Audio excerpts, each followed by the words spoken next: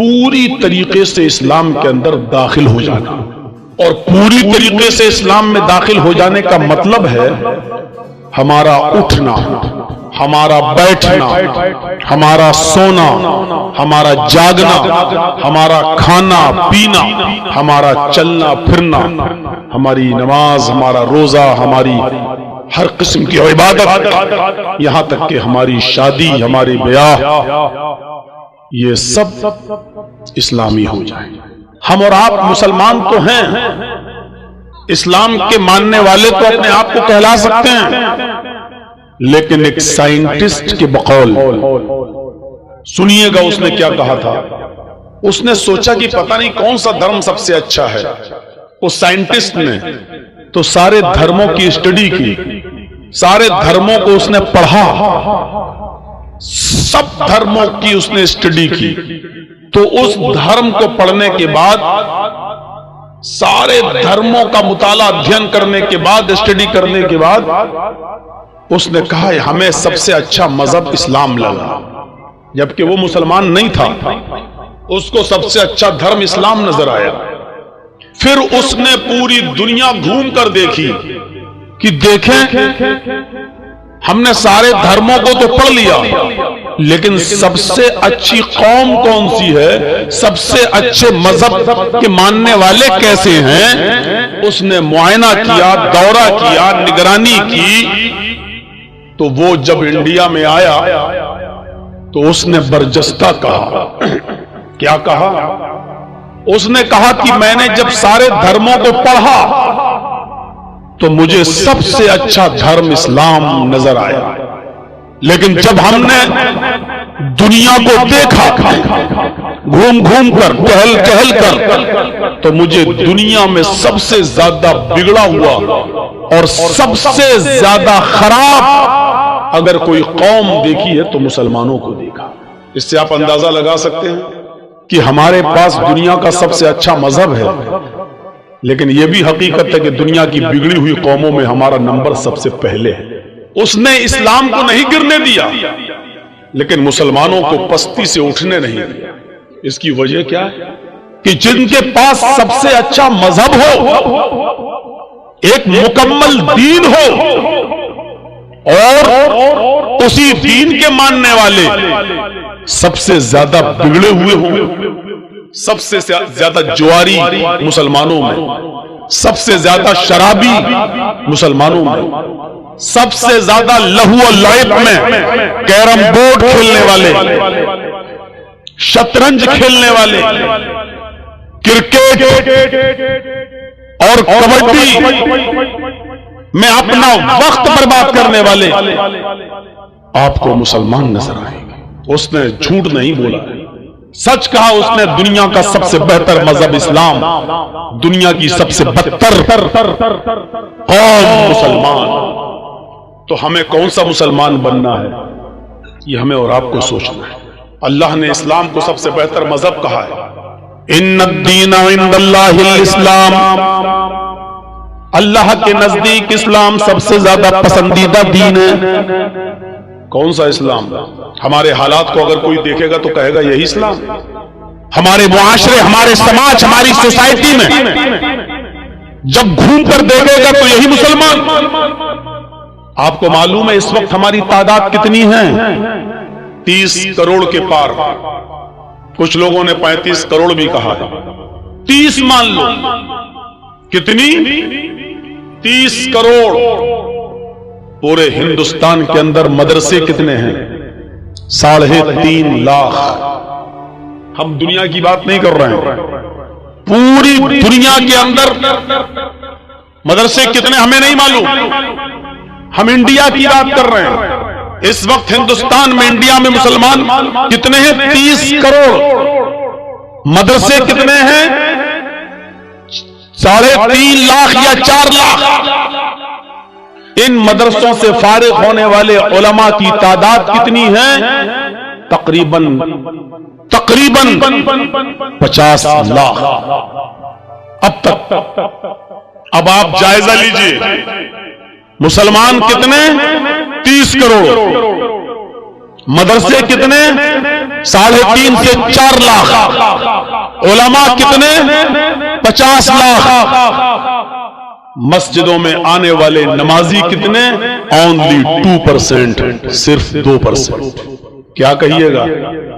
30 کروڑ مسلمانوں میں 4 لاکھ مدرسوں کے بعد 50 لاکھ علماء کے ہوتے ہوئے مسجدوں میں نماز پڑھنے والوں کی تعداد صرف 2%۔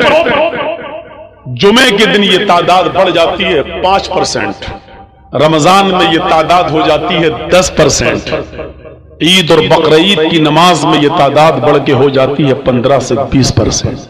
میں پوچھنا چاہتا ہوں کہ 5 وقت کی نمازوں میں 98% مسلمان کہاں ہے؟ ہم کیا کر رہے ہیں؟ کون سوچے گا یہ؟ کس کی ذمہ داری ہے یہ؟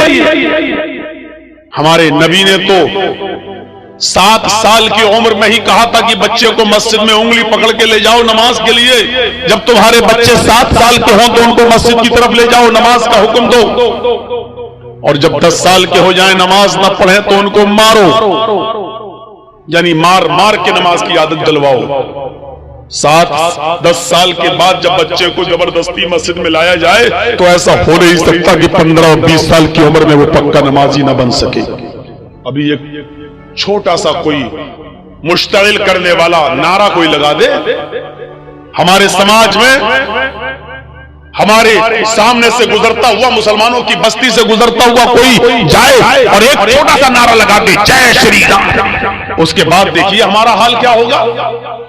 ہم آپے سے باہر ہو جائیں گے، غصہ کھو بیٹھیں گے، کنٹرول نہیں رہے گا ہمیں اپنے آپ پر۔ تمہاری ہمت کیسے پڑی؟ یہاں غصہ نہیں آنا چاہیے تھا، یہاں غصہ آ رہا ہے، اور جہاں غصہ آنا چاہیے وہاں غصہ ہمیں نہیں آتا ہے۔ یہ ہماری سب سے بڑی کمزوری ہے۔ وہ مولوی اور ہوں گے جو کہتے ہوں گے غصہ حرام ہے، میں کہتا ہوں غلط۔ کون کہتا ہے کہ غصہ حرام ہے؟ غصہ حرام ہوتا تو حضرت عمر کو کبھی غصہ نہ آتا، غصہ حرام ہوتا تو محمد رسول اللہ صلی اللہ علیہ وسلم کی آنکھیں غصے سے سرخ کبھی نہیں ہوتی۔ ایسا لگتا تھا جیسے غصے میں کسی نے آپ کی آنکھوں میں انار کا جوس ڈال دیا ہو، خون اتر آتا تھا، اللہ کے نبی کی آنکھیں لال ہو جاتی تھی غصے میں۔ کون کہتا غصہ حرام ہے؟ لیکن اللہ کے رسول کو غصہ ناجائز بات پر آتا تھا، جائز بات پر نہیں۔ ہمیں آپ کو غصہ آنا چاہیے، غصہ زندوں کو آتا ہے، مردوں کو نہیں۔ اگر آپ زندہ ہے تو آپ کو غصہ آنا چاہیے، لیکن غصہ کب آنا چاہیے؟ جب آپ یہ دیکھو کہ میرا بیٹا رات کے 12 بجے میرے گھر آ رہا ہے، یہاں آپ کو غصہ آنا چاہیے، آپ کو نہیں آتا ہے۔ آپ کی بیٹی 15, 16, 18 سال کی اپنے گھر سے اکیلے نکلتی ہے، اکیلے مارکیٹ جاتی ہے، اکیلے شاپنگ کر کے جب گھر واپس آتی ہے تو یہاں آپ کو غصہ آنا چاہیے، یہاں غصہ آپ کو نہیں آتا ہے۔ ہماری بیٹی آن لائن پڑھائی کرنے کے بعد بھی موبائل چلاتی ہے، واٹس ایپ، میسنجر، فیس بک استعمال کر رہی ہے، جب تک وہ یوٹیوب پر گانے نہ سن لے، کوئی مووی نہ دیکھ لے، تب تک وہ بستر پہ سونے نہیں جاتی ہے۔ یہاں ہمیں غصہ آنا چاہیے لیکن یہاں ہمیں غصہ نہیں آتا ہے۔ ہماری بیوی بے پردگی کا مظاہرہ کرتی ہے، یہاں ہمیں غصہ آنا چاہیے لیکن ہمیں غصہ نہیں آتا ہے۔ ہمارے گھر میں اسلام کی دھجیاں اڑائی جا رہی ہیں، یہاں ہمیں غصہ آنا چاہیے لیکن یہاں ہمیں غصہ نہیں آتا ہے۔ کون حساب لے گا؟ آپ ذمہ دار ہیں۔ آپ اگر شادی ہو چکی ہے، پتی ہے تو پتنی کا حساب آپ لیجئے۔ شادی کے بعد اگر آپ باپ بن چکے ہیں تو اپنے بیٹے کا حساب آپ لیجئے، اپنی بیٹی کا حساب آپ لیجئے، اگر آپ کی بہن ہے تو بہن کا حساب آپ لیجئے۔ حساب زندے لیتے ہیں، مردے نہیں، اور حساب زندوں کو دینا پڑتا ہے، مردوں کو نہیں۔ आप पूछिए जलसा कमेटी वालों से, आपने इतना चंदा किया, कितना पैसा खर्च हुआ है, कितना बचा है, इस बचे हुए पैसे का क्या करेंगे? आपने दिया है, आपको हिसाब लेने का पूरा अधिकार है। आपके यहां मदरसा चलता है, मदरसे में आप चंदा देते हैं, आप देते हैं तो आपको हिसाब लेने का हक है, और मदरसे की कमेटी को, मैनेजमेंट कमेटी को हिसाब देने का पूरा इख्तियार है, पूरा हक है। हिसाब जिंदे लेते हैं, हिसाब मुर्दे नहीं लेते। हिसाब जिंदे देते हैं, हिसाब मुर्दे नहीं देते। मुर्दे तो देते हैं फरिश्तों का हिसाब, और कयामत के दिन देंगे वो अल्लाह के सवाल जवाब का हिसाब। मेरे भाइयों, जिंदगी में अगर आप जिंदा हो तो हिसाब लेना सीखिए और हिसाब देना सीखिए। हजरत उमर मिंबर के ऊपर खड़े हैं मस्जिद में जुमे का खुतबा देने के लिए, और जैसे ही कहते हैं अल्हम्दुलिल्लाह नहमदहू व नस्तईनु, एक नौजवान खड़ा होता और कहता है कि आए उमर, मैं तुम्हें खुतबा नहीं देने दूंगा। हजरत उमर ने कहा वजह बताओ, रीजन बताओ, कारण बताओ, सबब बताओ, क्या है? उसने कहा आए उमर, पहले ये बताओ कि आज नया कुर्ता तुम पहन कर आए हो, ये नया कुर्ता तुम्हारे पास कहां से आया? तुम्हारी तनख्वाह बैतुल माल से, तुम्हारी सैलरी तो इतनी नहीं है कि नए कपड़े बनवा सको, फिर ये नया कपड़ा तुम्हारे जिस्म पर, तुम्हारी बॉडी पर, तुम्हारे शरीर पर कहां से आया? आज हिम्मत नहीं है, आप अपने गांव के मुखिया से भी हिसाब ले लो, सरपंच से भी हिसाब ले लो। इतनी हिम्मत नहीं है आपके अंदर। हिम्मत इस्लाम पैदा करता है। वो नौजवान उमर फारूक जो बात बात पर गुस्सा होकर गर्दन उड़ा देते थे, उनसे हिसाब ले रहा है, और हजरत उमर को जायज बात पर गुस्सा, नाजायज बात पर गुस्सा आता है, जायज बात पर नहीं। उसका हिसाब लेने का हक है, उसने लिया। हमसे अगर पूछ ले कोई तो हम गुस्सा हो जाएंगे। हम अपने गांव के एक मामूली मुखिया से पूछ ले भी गुस्सा हो जाएगा, तेरे बाप का क्या, मैंने खर्च किया था चुनाव में, तू मुझसे कौन हिसाब लेता है? मैंने 3 करोड़ खर्च किया तो 5 करोड़ कमाऊंगा नहीं, तेरे बाप का क्या जा रहा है? आप हिसाब नहीं ले सकते। वो एक होता है सियासी लीडर, एक होता है सियासी मुदब्बिर।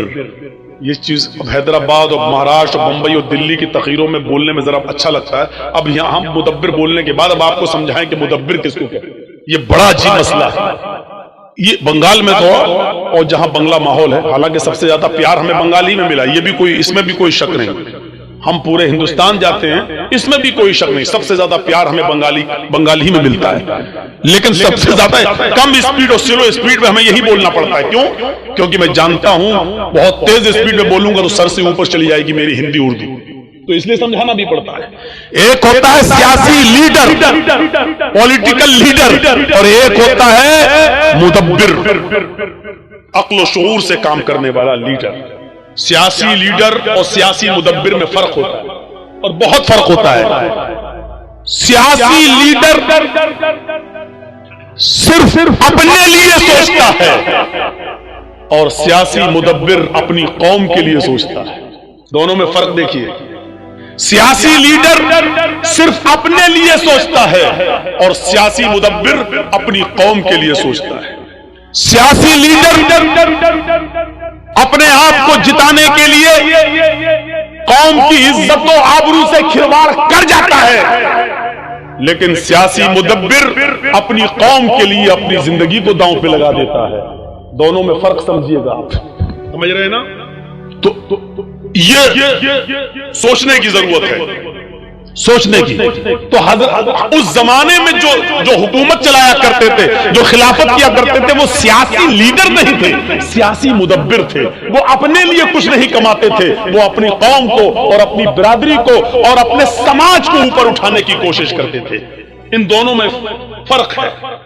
बताइए, हजरत मोहम्मद रसूलुल्लाह इस दुनिया से गए तो क्या था साथ में? क्या आपने सियासत नहीं की? क्या आपने हुकूमत नहीं चलाई? आप ताज्जुब करेंगे, आज एक मामूली एमपी, एक मामूली नेता, एमपी तो बहुत दूर की बात हो गई है, एमएलए तो बहुत दूर की बात हो गई है, एक मामूली गांव का सरपंच, गांव का मुखिया अगर मरता है तो उसके घर में भी इतनी जमीन और जायदाद छोड़ के जाता है कि उसकी 7 पुश्तों तक औलादें खाती रहे आराम से और उसको तकलीफ न हो। लेकिन सियासी मुदब्बिर जब इस दुनिया से उठता है तो उसके पास कुछ नहीं होता। हजरत आयशा फरमाती है कि कुछ लोग रात में नबी अकरम को देखने आए जबकि आप इस दुनिया से रुखसत हो चुके थे, इंतकाल हो चुका था। سب سے زیادہ ڈسٹرب آپ لوگ کر رہے ہیں ویڈیو بنا کر. سامنے والے آپ لوگ بیٹھیے، وہ لوگ بیٹھے ان کو دیکھنے دیجیے. آپ لوگ بیٹھ جائیے نہیں تو پیچھے جائیے. غلط بات ہے یہاں سے ہٹیے. آپ یہ اس لیبل میں کریے، یہ اس کے لیبل میں یہاں سے چلیے. آپ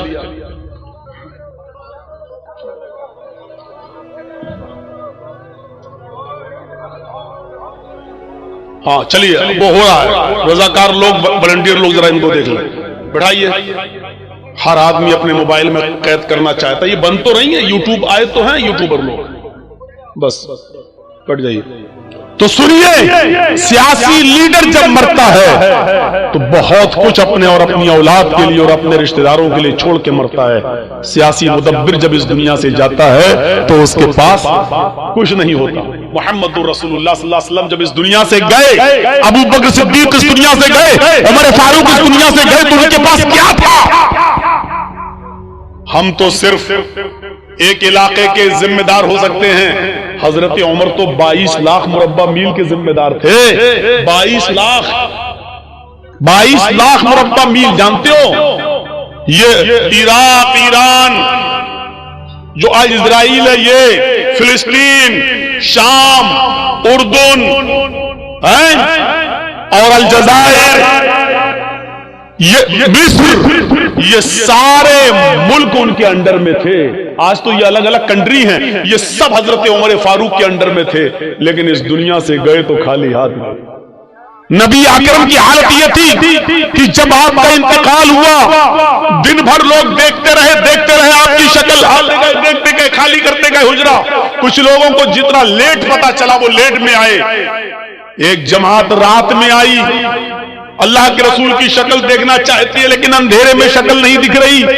کہا امی عائشہ، اللہ کے نبی کا چہرہ کیسے دیکھیں؟ تھوڑا سا چراغ جلا دو. چراغ سمجھتے ہیں نا ہمارے ہاں جو بھی ہوتا ہو، چراغ جلا دیجئے، چراغ، تاکہ ہم چہرہ دیکھ لیں. حضرت عائشہ رونے لگی اور روتے ہوئے کہتی ہے، کیوں میرا مذاق اڑاتے ہو؟ اے باہر سے آنے والو، کیوں ہم محمد کے گھرانے کی انسلٹ کرتے ہو؟ کیوں میری زبان سے ایسے جملے کہلوانا چاہتے ہو جو ہم کہنا نہیں چاہتے؟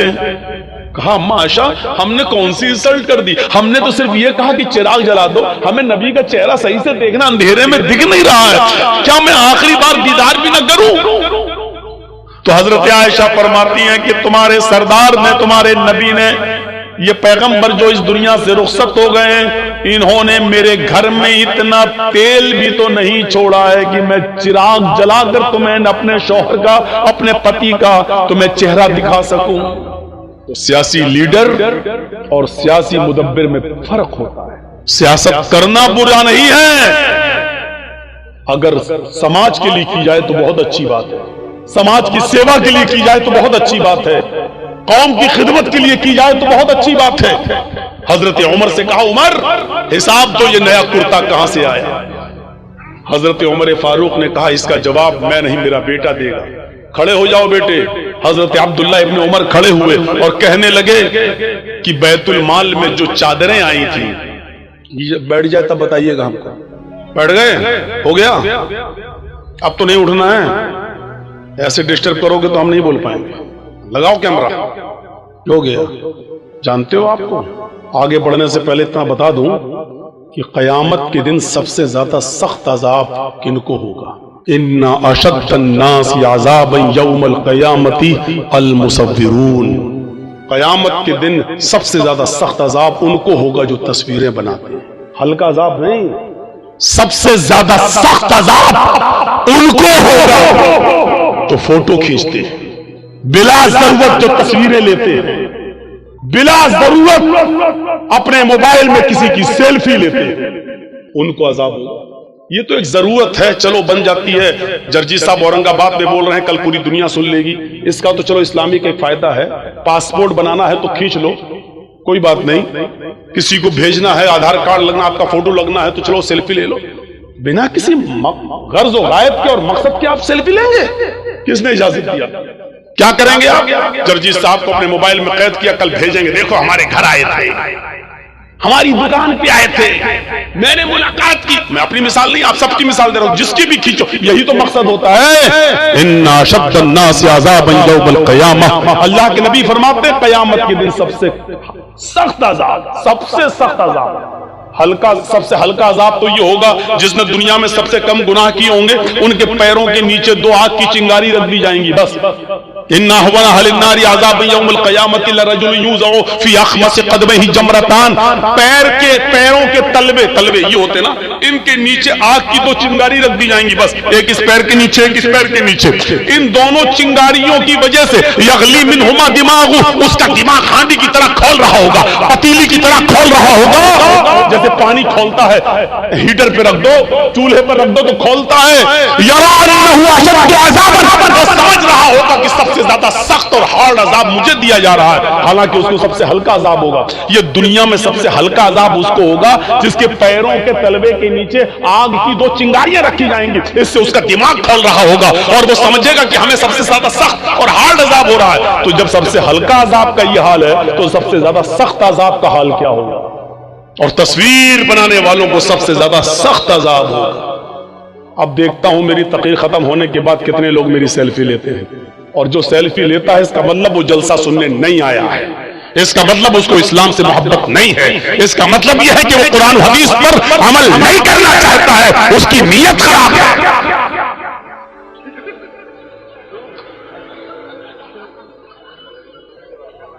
اچھا کتے کی دم دیکھی ہے کیسی ہوتی ہے؟ اگر اس کو 100 سال کے لیے کسی پائپ میں رکھ دو اور 100 سال کے بعد نکالو تو سیدھی ہو جائے گی نا؟ نہیں ہوگی نا. اللہ کے بندو اتنا مت کہلواؤ کہ میں کتے پہ آ جاؤں, اس کی دم پہ آ جاؤں. اب اگر کچھ بھی ہوا تو بہت خطرناک مثال دوں گا, شاید پھر اورنگ آباد میں بلانا چھوڑ دو. بیٹی ارے ہم کو بتا دیتے صاحب, ہم کیا کر, حالانکہ مجھے اپنے حساب سے سیٹنگ کرنا آتی ہے, ہم نے کر لیا, ہم کو جو پسند ہے وہ اس میں آپ انٹرفیئر کر رہے ہیں. تو حضرت عمر فاروق نے کیا کہا؟ ہو گیا بیٹا تمہارا, اب آ گیا ہوں, پھر میں جہاں سے چھوڑا تھا وہیں پہ پھر میں آ گیا. حضرت عمر فاروق نے کہا اس کا صفائی میرا بیٹا دے گا. بیٹے نے کیا صفائی دی؟ بیٹے نے صفائی دی کہ بہت سی چادریں آئی ہوئی تھی بیت المال میں, بہت سی چادریں, اور سب کو ایک ایک چادر تقسیم ہونا تھی, بٹنا تھا, تو سب کے درمیان ایک ایک چادر بانٹی گئی. میرے باپ کے حصے میں بھی ایک چادر آئی, میرے باپ کے حصے میں بھی ایک چادر آئی. میرے باپ نے اسی چادر کا کرتا بنا لیا, اسی چادر کا پنجابی بنا لیا, قمیص بنا لی. حضرت عمر نے کہا نوجوان تجھے حساب مل گیا, جواب مل گیا, کیا میں اب خطبہ دینا شروع کر دوں؟ اس نوجوان نے کہا نہیں ابھی میں سیٹسفائی نہیں ہوا. یہ لیجیے, اس نوجوان نے کہا کہ ابھی میں سیٹسفائی نہیں ہوا, ابھی میں مطمئن نہیں ہوا, سنتشٹ نہیں ہوا. حضرت عمر نے کہا اب کیا ڈاؤٹ ہے تمہیں؟ اس نے کہا امیر المومنین ایک ایک چادر تو سب کو ملی تھی, میرے حصے میں بھی تو ایک چادر آئی تھی, ایک چادر میں میری قمیض نہیں بنی. تم تو ہم سے زیادہ لمبے ہو, ہم سے زیادہ چوڑے ہو, ہم سے زیادہ موٹے ہو, جب میری قمیض نہیں بنی تو آپ کی کیسے بن گئی؟ یہ لو. حضرت عمر نے کہا بیٹے اس کا بھی جواب دو, ورنہ عمر کبھی بھی منبر رسول پر قدم نہیں رکھے گا. اگر آج تمہارے باپ کے اوپر الزام لگ گیا تو کبھی زندگی میں محمد کے منبر پر چڑھنے کے لائق نہیں رہوں گا. اپنے آپ کو دیکھیے کیسے پاک و صاف رکھتے تھے. یہی سب باتیں اس سائنٹسٹ نے پڑھی تھی تو کہا تھا کہ اسلام سے بہتر کوئی مذہب نہیں ہے, لیکن جب حالات دیکھے کہ اپنے بھائیوں کی بھی زمین پر قبضے کرنے والے سب سے زیادہ مسلمان, غریبوں کی جائیدادوں پر قبضہ کرنے والے اور یتیموں کا مال بھی کھا جانے والے سب سے زیادہ مسلمان, تب اس نے کہا تھا کہ دنیا کی بگڑی ہوئی قوموں میں سب سے زیادہ بگڑا ہوا مسلمان. بیٹے نے کہا اے نوجوان سب کو ایک ایک چادر ملی تھی, میرے حصے میں بھی ایک چادر آئی تھی, میرے باپ کے حصے میں بھی ایک چادر آئی تھی. جب ایک چادر میں میرے باپ کی قمیض نہیں بن رہی تھی تو میں نے اپنے حصے کی بھی چادر اپنے باپ کو دے دی. میری اور اپنی دونوں چادر ملا کر میرے باپ نے قمیض بنا لی. وہ نوجوان کھڑا ہوتا اور کہتا امیر المومنین اب میں مطمئن ہو گیا, اب مجھے سکون مل گیا، اب میں سیٹسفائی ہو گیا، اب آپ خطبہ دیجئے۔ تب حضرت عمر فاروق نے خطبہ دینا شروع کیا۔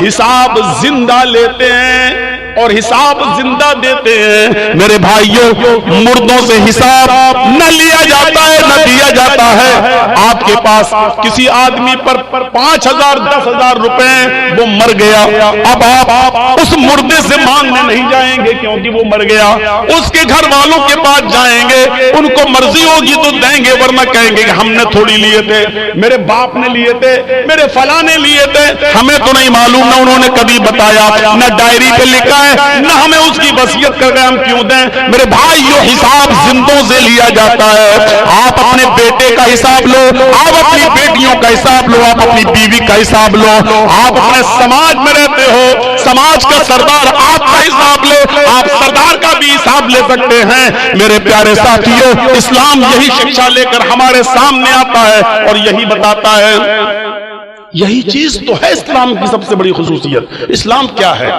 آپ کو بتا دوں، اسلام مکمل ہے، دنیا کا کوئی دھرم مکمل نہیں ہے۔ آئیے تھوڑا سا تقابل کر لیتے ہیں، ذرا دوسرے مذہبوں کو بھی سامنے رکھ کر اسلام کی سچائی کی طرف آتے ہیں۔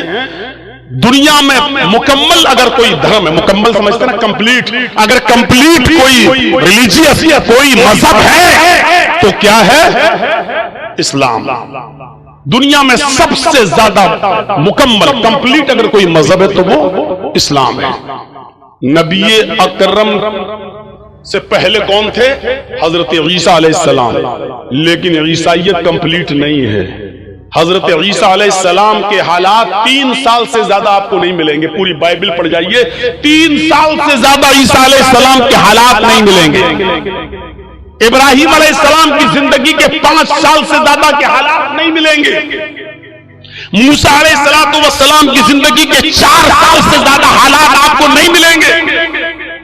پڑھ جائیے آپ پوری رامائن پڑھ جائیے، دونوں رامائن، رام چرت مانس تلسی داس جی کی اور والمیکی رامائن والمیکی جی کی، رام چندر جی کے حالات کا اگر آپ جائزہ لیں تو پوری زندگی کے حالات ان کے بھی نہیں ملیں گے۔ صرف مہا بھارت کے ایک یدھ کے ارد گرد وہ گھومتی ہے ان کی پوری کہانی، لیکن اللہ کے رسول کی زندگی کا اگر آپ مطالعہ کریں، محمد رسول اللہ کی لائف کی اگر آپ اسٹڈی کریں تو جس دن سے پیدا ہوئے اور جب آپ اس دنیا کو چھوڑ کر رخصت ہوئے، پیدائش سے لے کر 40 سال تک نبی نہیں بنے تھے تب تک کے حالات، اور 40 سال سے لے کر 23 سال اور 63 سال یعنی 23 سال کی نبوی زندگی، 13 سال مکے اور 10 سال مدینے کی، 63 سال کی زندگی کے اگر حالات، ایک ایک دن کے حالات بھی اگر آپ کو دیکھنا ہو تو آپ پڑھیں گے تو محمد رسول اللہ کی پیدائش سے لے کر آخری وقت، آخری سانس تک کے حالات آپ کو ملیں گے۔ پیدائش کے حالات یہ تھے کہ جب آپ پیدا ہوئے تو ماں ان کی آمینہ کہتی ہے میری آنکھوں کے سامنے سے ایک نور چمکا، ایک روشنی ہوئی اور ایسا لگا کہ اس روشنی نے پوری دنیا کو روشن کر دیا۔ یہ اس بات کی طرف اشارہ تھا کہ آیا آمینہ تو نے جو بیٹا پیدا کیا ہے وہ ایسی روشنی لے کر آیا ہے کہ وہ روشنی اس کی قرآن کی روشنی، اس کی علم کی روشنی پوری دنیا کو روشن کر دے گی۔ جب آپ کی عمر کوئی بہت زیادہ نہیں ہوئی، 1.5-2 مہینے کی ہوئی، اور مکے کی فضا جب بہت زیادہ خراب تھی، وہ ہوا بہت زیادہ خراب تھی، مکے میں بیماریاں پھیلی ہوئی تھی، تو مکے کی عورتیں اپنے بچوں کو دوسرے دیہات میں، دوسرے شہروں میں بھیج دیا کرتی تھی، دوسری عورتیں ان کو دودھ پلایا کرتی تھی تاکہ بچہ بیماری سے محفوظ رہے، تندرست ہو کر لوٹایا جائے۔ حلیمہ سعدیہ قبیلے سعد سے چلی اور وہ بھی اور عورتوں کے ساتھ آتی ہے، اور جب آتی ہے تو اسی کی قسمت میں محمد رسول اللہ تھے۔ کچھ حجت کے بعد، بحث و مباحثے کے بعد آمینہ نے اپنا بیٹا حلیمہ کو دے دیا۔ حلیمہ سعدیہ کہتی ہے کہ میری سواری بہت کمزور تھی، جب میں قبیلے بنو سعد سے سواری پر بیٹھ کر آئی تو تھک جاتی تھی اور کہیں کہیں رک جاتی تھی، بیٹھ جاتی تھی، آدھا 1 گھنٹہ سستاتی تھی، اس کے بعد دوبارہ چلتی تھی۔ لیکن جب محمد کو میں نے لیا، اس 1.5 مہینے کے بچے کو جب میں نے اپنی گود میں لیا، اس 45 دن کے بچے کو جب میں نے اپنی گود میں لیا اور اس سواری کے اوپر بیٹھی اور قبیلہ بنو سعد اپنے گھر میں اپنے خاندان میں لے کے آنے لگی، تو میری وہی سواری جو تھک جایا کرتی تھی ہوا سے باتیں کرنے لگی، اس کی بیماری ختم ہو گئی، تھکنے کا نام نہیں لیتی تھی، کبھی رکنے کا نام نہیں لیتی تھی۔ پیچھے سے حلیمہ کی سہیلیاں ان کی دوست، ان کی سہیلیاں پیچھے رہ گئیں، ان کی سواریاں پیچھے رہ گئیں، اور حلیمہ کی سہیلیاں چیخ کر کہنے لگی، او بنت ابو ذؤیب، او ابو ذؤیب کی بیٹی ذرا رک جا، مجھے بھی تو اپنے پاس آ جانے دے، ہم لوگ ساتھ میں آئے تھے، ساتھ میں جائیں گے، جب تیری اونٹنی تھک جاتی تھی، تیری سواری تھک جاتی تھی تو ہم بھی رک جاتے تھے، آج تو رکنے کا نام نہیں لے رہی ہے، جب جا رہے ہیں تو تو اکیلی بھاگ رہی ہے، ارے ہمیں بھی تو اپنے ساتھ لے کے چل۔ اور پیچھے مڑ کر حلیمہ کہتی، میں کیسے رکوں، یہ اونٹنی رکنے کا نام ہی نہیں لیتی ہے، بخدا میں نہیں جانتی ہوں کہ اس اونٹنی کو کیا ہو گیا ہے، یہ تو بڑی کمزور تھی، بڑی لاغر تھی، بڑی نحیف تھی، بہت ہی زیادہ کمزور تھی، پتہ نہیں اس میں اتنی طاقت کہاں سے آ گئی۔ پھر وہ اس 1.5 مہینے کے بچے کو اٹھاتی ہے، کہتی ہے باخدا مجھے تو اس بچے میں کوئی چمتکار نظر آ رہا ہے، مجھے تو اس بچے کی کوئی برکت نظر آ رہی ہے۔ میرے پیارے ساتھیو، یہاں سے محمد رسول اللہ کے حالات کا ذرا جائزہ لیجئے، پہلے دن سے لے کر یہ 45 دن کی کیپیسٹی ہے۔ میرے بھائیو ذرا غور کرو، جب ہوش سنبھالا اس وقت کی زندگی کے بارے میں دیکھیے، اور جب 40 سال کی عمر میں جب آپ کو نبوت ملی، اقرأ بسم ربک الذی خلق، یہ قرآن کی پہلی آیت جب نبی اکرم کے اوپر نازل ہوئی تو یہاں سے سلسلہ چلا تو اللہ کا نام لے کر پڑھ، اقرأ بسم ربک الذی خلق، اس رب کے نام سے پڑھ جس نے پیدا کیا۔ یہاں سے آپ نے اپنی زندگی کا 90 آیات کیا، 90 دور یہاں سے شروع ہوتا ہے، پھر آپ کا سفر ہمیشہ اللہ ہی کے نام پہ چلتا رہا، اللہ ہی کے نام پہ آگے بڑھتا رہا، یہاں تک کہ یہ 90 سفر جب 63 سال کی پوری زندگی کر چکا ہے، اور اللہ نے جب اپنے پاس بلایا تو اس نبی کی زبان سے آخری جملہ یہی نکلا، اللہم بالرفیق الاعلی، اللہم بالرفیق الاعلی، اللہم بالرفیق الاعلی، اے اللہ رفیق اعلی میں، اے اللہ رفیق اعلی میں۔ زندگی کا سفر کی شروعات بسم اللہ اللہ کے نام سے ہوتی ہے، اور زندگی کا اختتام بھی اللہ کے نام پر ختم ہوتا ہے، یعنی اس نے بتا دیا کہ میرا جینا، میرا مرنا، میری موت اور میری زندگی صرف اللہ کے لیے ہے۔ اسی کو اللہ کے نبی کہا کرتے تھے، اور ان سے پہلے ابراہیم علیہ السلام یہی کہا کرتے تھے، ان صلاتی و نسکی و محیای و مماتی للہ رب العالمین، میری نماز، میری قربانی، میری زندگی اور میری موت سب اللہ کے لیے ہے۔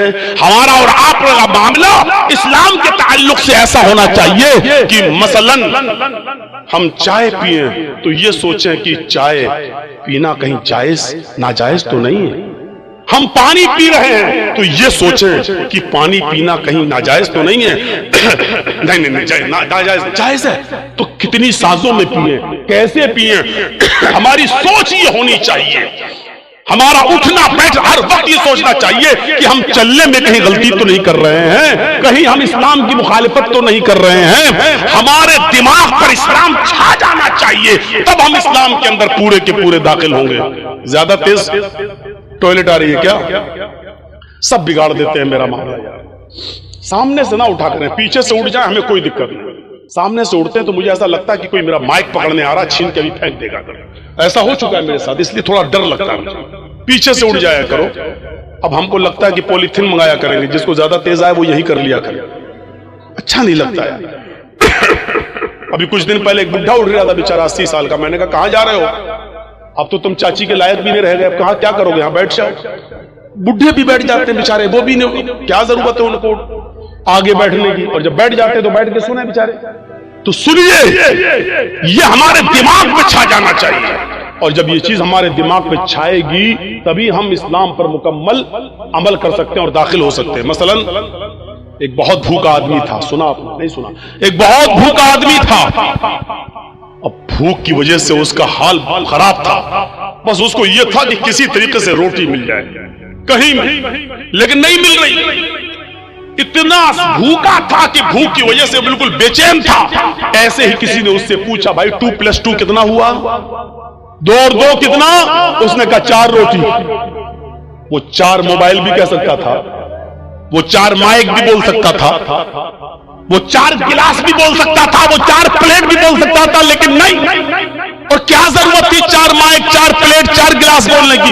उससे तो इतना पूछा गया 2+2 कितना, 2 और 2 कितना? उसको जवाब देना चाहिए 4, लेकिन उसने क्या कहा? 4 रोटी। क्यों कहा रोटी? क्योंकि उसके दिमाग में वही भरा पड़ा था कि हमें खाना कहीं से मिल जाए। यहां तक के सवाल का पहला हिस्सा तो सही दिया, लेकिन आगे रोटी कह गया। 4 के बाद रोटी, क्योंकि उसके दिमाग में वो रोटी भरा हुआ, खाना मिल जाए। मेरे भाइयों, यही हमारा इस्लाम के साथ यही सलूक होना चाहिए। हम उठे तो सोचे कि इस्लाम की मुखालिफत तो नहीं हो रही है, हम बैठे तो सोचे कि हमारा बैठना गैर इस्लामी तो नहीं है, हम चले तो सोचे कि हमारा चलना गैर इस्लामी तो नहीं है, हम शादी करें तो सोचे कि हमारा चलना गैर इस्लामी तो नहीं है, हम खाएं पिए या जो मेहनत, जो बिजनेस, जो कारोबार कर रहे हैं उसके बारे में सोचे कि कहीं गैर इस्लामी तो नहीं है। जब तक हम ऐसा नहीं करेंगे, हम इस्लाम के अंदर पूरे के पूरे दाखिल नहीं हो सकते। इस्लाम मुकम्मल एक मजहब है, कंप्लीट, क्योंकि इस्लाम ने कोई चीज बाकी नहीं छोड़ी है। मैंने कहा ना, इन लोगों की जिंदगी के सिर्फ 4 साल के हालात मौजूद हैं, बस।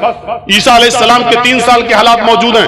आज चले जाइए ईसाइयों के पास और पूछिए कि शादी कैसे होनी चाहिए, ईसाई नहीं बता पाएंगे। क्यों नहीं बता पाएंगे? उनको मालूम ही नहीं है। क्यों? ईसा अलैहिस्सलाम ने शादी ही नहीं की थी।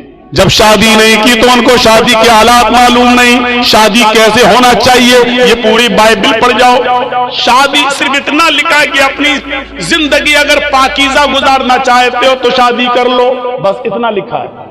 अपनी जिंदगी पाकीज़ा गुजारना चाहते हो तो शादी कर लो, लेकिन शादी कैसे करो, किस उम्र में करो, लड़की बड़ी होनी चाहिए या छोटी होनी चाहिए, फिर शादी के बाद बीवी के साथ किस तरह रहो, महर कितना होना चाहिए, ये तमाम चीजें बाइबल बताने से खामोश है।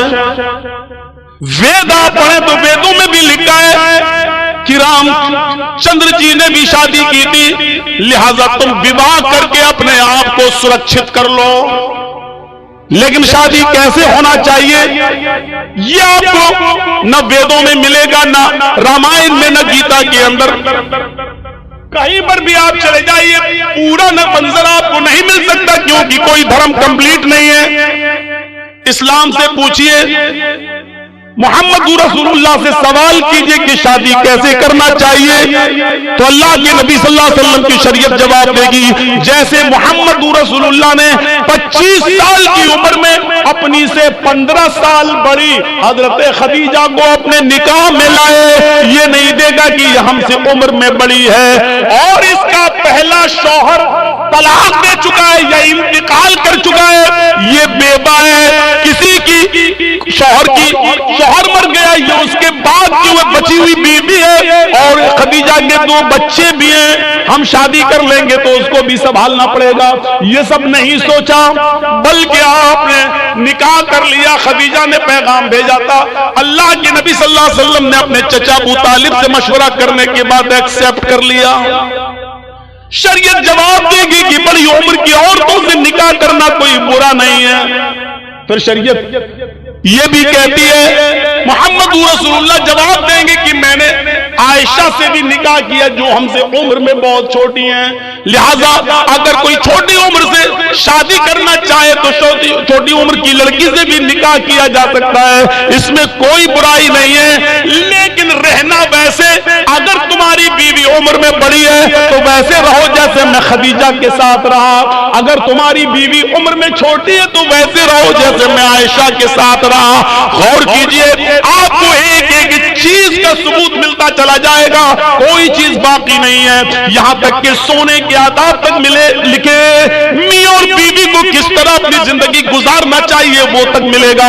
यहां तक कि मियां और बीवी के जिस्मानी और शारीरिक संबंध कैसे होना चाहिए, जनाब मोहम्मद रसूलुल्लाह ने उसको भी बाकी नहीं छोड़ा और वो भी बता दिया, क्योंकि इस्लाम एक कंप्लीट मजहब है। जैसे माँ और बाप अपने बच्चे को उंगली पकड़ के चलना सिखाते हैं, माँ के पेट से बच्चा पेशाब और पैखाना करने को साफ करने का तरीका طریقہ سیکھ کے نہیں آتا، وہ اپنے ماں اور باپ سے سیکھتا ہے۔ اسی طریقے سے محمد رسول اللہ نے بھی ہمیں انگلی پکڑ کے چلنا سکھایا ہے، سب کچھ بتا دیا ہے کہ تمہیں ایسا کرنا ہے، ایسا کرنا ہے، ایسا کرنا ہے، ایسا کرنا ہے۔ یہ کمپلیٹ مذہب ہے، کمپلیٹ مذہب ہے اسلام، اسی لیے اس کو مذہب کہا گیا ہے۔ باقی اور دوسرے مذہب جو ہیں وہ مذہب نہیں ہے، مذہب نہیں ہے، ازم ہے۔ ہندو ازم ہے، عیسائی ازم ہے، جین ازم ہے۔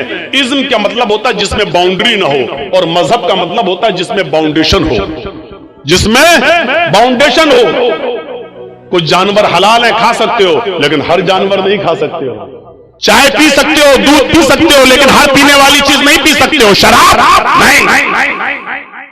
اچھا مولانا شراب تو چھوڑو، بیڑی سگریٹ وہ بھی نہیں، ایک باؤنڈیشن ہے۔ مولانا اس پہ بول دیجئے، اس پہ بول دیں گے تو پھر کون بلائے گا، کیونکہ سارا معاملہ تو اسی پہ ٹکا ہوا ہے پورے اورنگ آباد کا۔ اب ٹکا ہے تو کوئی کیا کرے، لیکن اس کی وجہ سے کوئی حق بات بولنا چھوڑ دے، پھر فرق کیا رہ جائے گا، پھر بات کیا رہ جائے گی۔ میرے پیارے ساتھیوں، حق بات اگر آپ کے اور ہمارے خلاف جائے تو جانا چاہیے۔ مولانا کو باؤنڈیشن نہیں کرنا چاہیے، نہیں اس پہ نہیں بول سکتے، اس پہ بول سکتے، اس پہ نہیں۔ ہمیں اپنے آپ کو سدھارنا چاہیے۔ اسلام کو اپنی مرضی کے مطابق ہمیں اور آپ کو نہیں ڈھالنا ہے، بلکہ اسلام کے منشا کے مطابق ہمیں اور آپ کو چلنا چاہیے۔ یہ ہونا چاہیے اسلام، یہ ہونا چاہیے اسلام۔ تو میرے بھائیوں، یہ مکمل ایک مذہب ہے اسلام، کمپلیٹ ایک مذہب ہے اسلام۔ اس کے اندر اٹھنا، بیٹھنا، لیٹنا، سونا، جاگنا، کھانا، پینا، شادی بیاہ، ہر چیز کا طریقہ آپ کو اس کے اندر ملے گا۔ شادی کا طریقہ کیا ہے؟ ہمارے ہاں کیا ہوتا ہے؟ لڑکے کی بارات جا رہی ہے، بارات 300 آدمی جا رہے ہیں صاحب، گاڑیاں 100 150 200 آدمی جا رہے ہیں۔ سنیے گا منشا کیا اسلام کا، جا رہے ہیں بارات میں، جا رہے ہیں حاجی صاحب کے بیٹے کی بارات ہے۔ حاجی صاحب سمجھ رہے نا، سعودی عرب گئے تھے حج کر کے، بہت سی ٹوپی اوپی لا کے سب کو بانٹا تھا انہوں نے، سعودیہ سے رومال بھی لائے تھے، ڈلا ہے لال رنگ کا رومال۔ حاجی صاحب نے شادی کے دن اڑا ہے، بیٹے کی شادی ہے، داڑھی پہ ہاتھ پھیر رہے ہیں، منہ میں پان چل رہا ہے۔ جرجیت صاحب پوچھ رہے ہیں، حاجی جی آج تو ماشاءاللہ جوان لگ رہے ہو، کیا بات ہے، چہرے پہ بڑی رونق ہے، بیٹے کی بارات جا رہی ہے، میرے بیٹے کی بارات جا رہی ہے۔ اچھا بارات کیا ہوتی ہے معلوم ہے؟ بارات، یہ بارات کا تصور کہاں سے آیا؟ 100 150 200 سال پہلے جب ہمارے ہندو بھائیوں میں جب وہ اپنے لڑکے کی بارات کسی دوسرے شہر میں لے جاتے تھے تو ڈر ہوتا تھا کہ کہیں لوٹ نہ جائے قافلہ، کہیں یہ لوگ اکیلے اگر لڑکا لڑکی شادی کر کے آئیں گے تو کہیں لوٹ نہ لیے جائیں، سونا چاندی زیورات لوٹ جائیں، تو ایسا نہیں ہوتا تھا۔ پھر وہ لوگ 100-50 آدمی کو لے کے نکلتے تھے گھوڑوں پر، جو بھی چیز ملتی تھی اس پہ جاتے تھے دوسرے شہر، اور وہاں سے لڑکی کی ودا کرا کے اپنے ساتھ لاتے تھے تاکہ لوٹے نہ جائیں اور قافلے والے سامان نہ لوٹ لیں۔ تو وہاں سے یہ رسم نکلی اور نکلتے نکلتے آج اس نے بارات کا نام پا لیا۔ بارات کا آج یہ حال ہے، ایک گھر سے دوسرے گھر میں بھی بارات جا رہی ہے تو 200 آدمی چاہیے۔ ان کو بارات نہیں کہنا چاہیے، سچ پوچھو مولانا جرجیس کے حساب سے تو ان کو چور کہنا چاہیے، ڈکیت، ڈاکو۔ یہ باراتی نہیں ہے، ڈکیت جا رہے، ڈاکو لڑکی والے کے گھر ڈاکہ ڈالنے جا رہے ہیں، وہاں جا کے بیٹھ گئے صاحب جیسے ان کے باپ کا گھر ہو۔ اب غریب لڑکی والا بیچارہ وہ ان کو اچھے سے اچھا کھلا رہا ہے، وہ جانتا ہے کہ اگر کھانے پینے میں تھوڑی سی بھی کمی ہو گئی تو زندگی بھر میری بیٹی کو تانا مارے گا، پورا سماج جتنے آئے ہیں یہ چور یہ ڈکیت یہ سب تانا ماریں گے، دیکھو اس کے باپ نے ایسا کھلایا، کوئی عزت نہیں کی ہے۔ تو بیچارہ وہ ان چوروں کا پیٹ بھرنے کے لیے ان ڈکیتوں کو حلق تک ٹھوس دیتا ہے، لو کھاؤ، پہلے ناشتہ پھر کھانا، یہاں تک ٹھوس دیتا ہے اس کے صرف اس لیے کہ میری بیٹی کا گھر بس جائے، جبکہ اس کا قرض ادا کرنے کے لیے بیچارہ سالوں سال اس کا بیاج دیتا رہتا ہے لیکن قرض ادا نہیں کر پاتا ہے۔ یہ کون سوچے گا؟ ان غریب لڑکیوں کے جو ہاتھ پیلے نہیں ہو رہے یہ کون سوچے گا؟ ذرا تصور کرو کہ ایک موٹر سائیکل پہ وہ لڑکا کیسے بیٹھ جاتا ہے، صاحب بڑی اچھی گاڑی ہے ماشاءاللہ، کہاں سے ملی، کتنے میں خریدی؟ جہیز میں ملی، جہیز میں ملی۔ ارے اس کو کہنا چاہیے بھیک میں ملی، کہتا جہیز میں ملی۔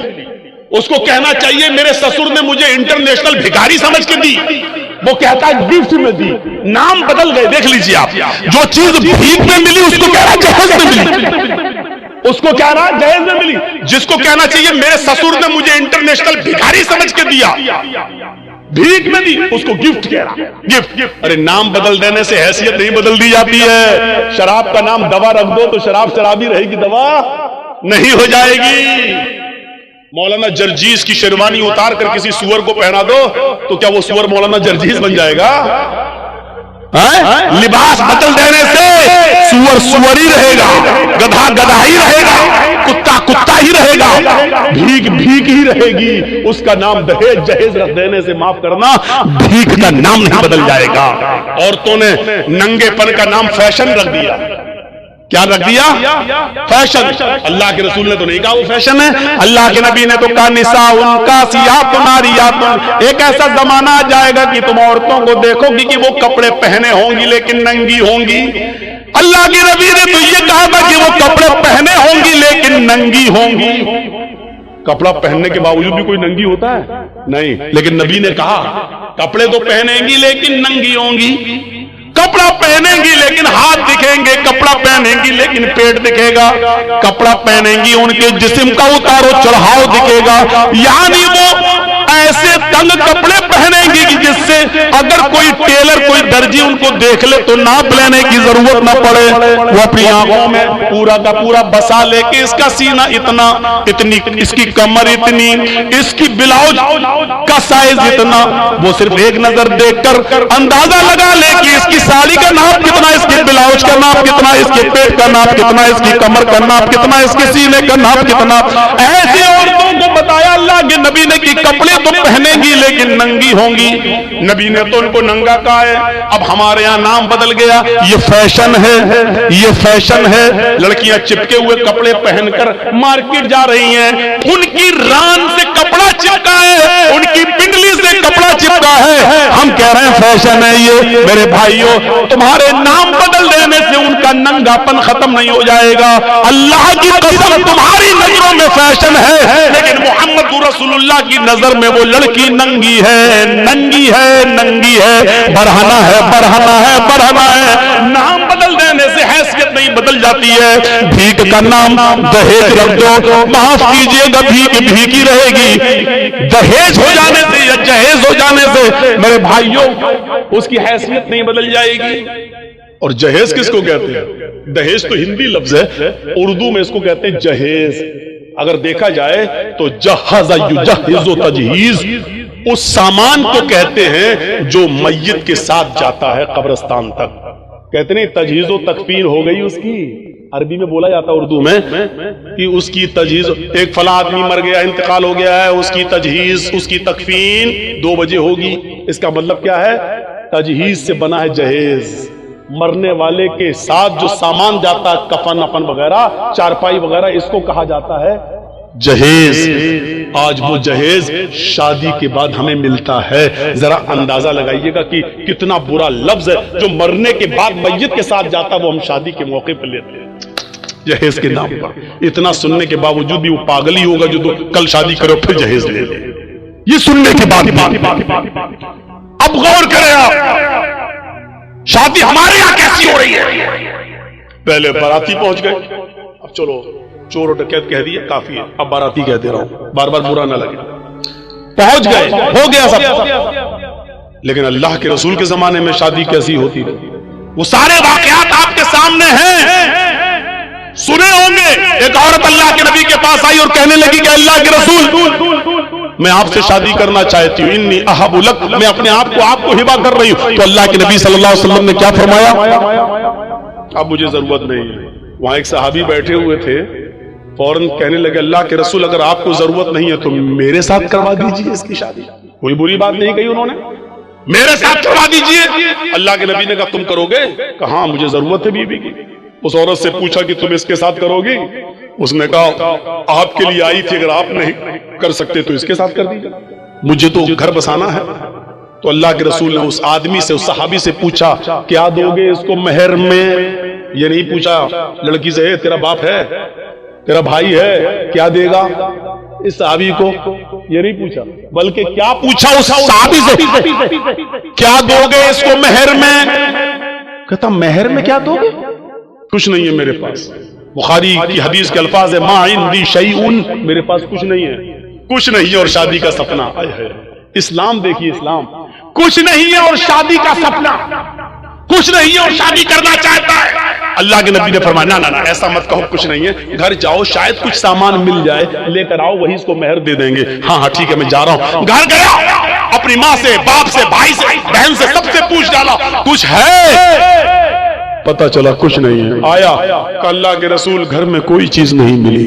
آپ نے کہا دیکھو تم شادی کرنے جا رہے ہو، بیوی کو کچھ تو مہر دینا پڑے گا نا۔ پتہ چلا مہر نقد ہونا چاہیے، کچھ تو ملے گا۔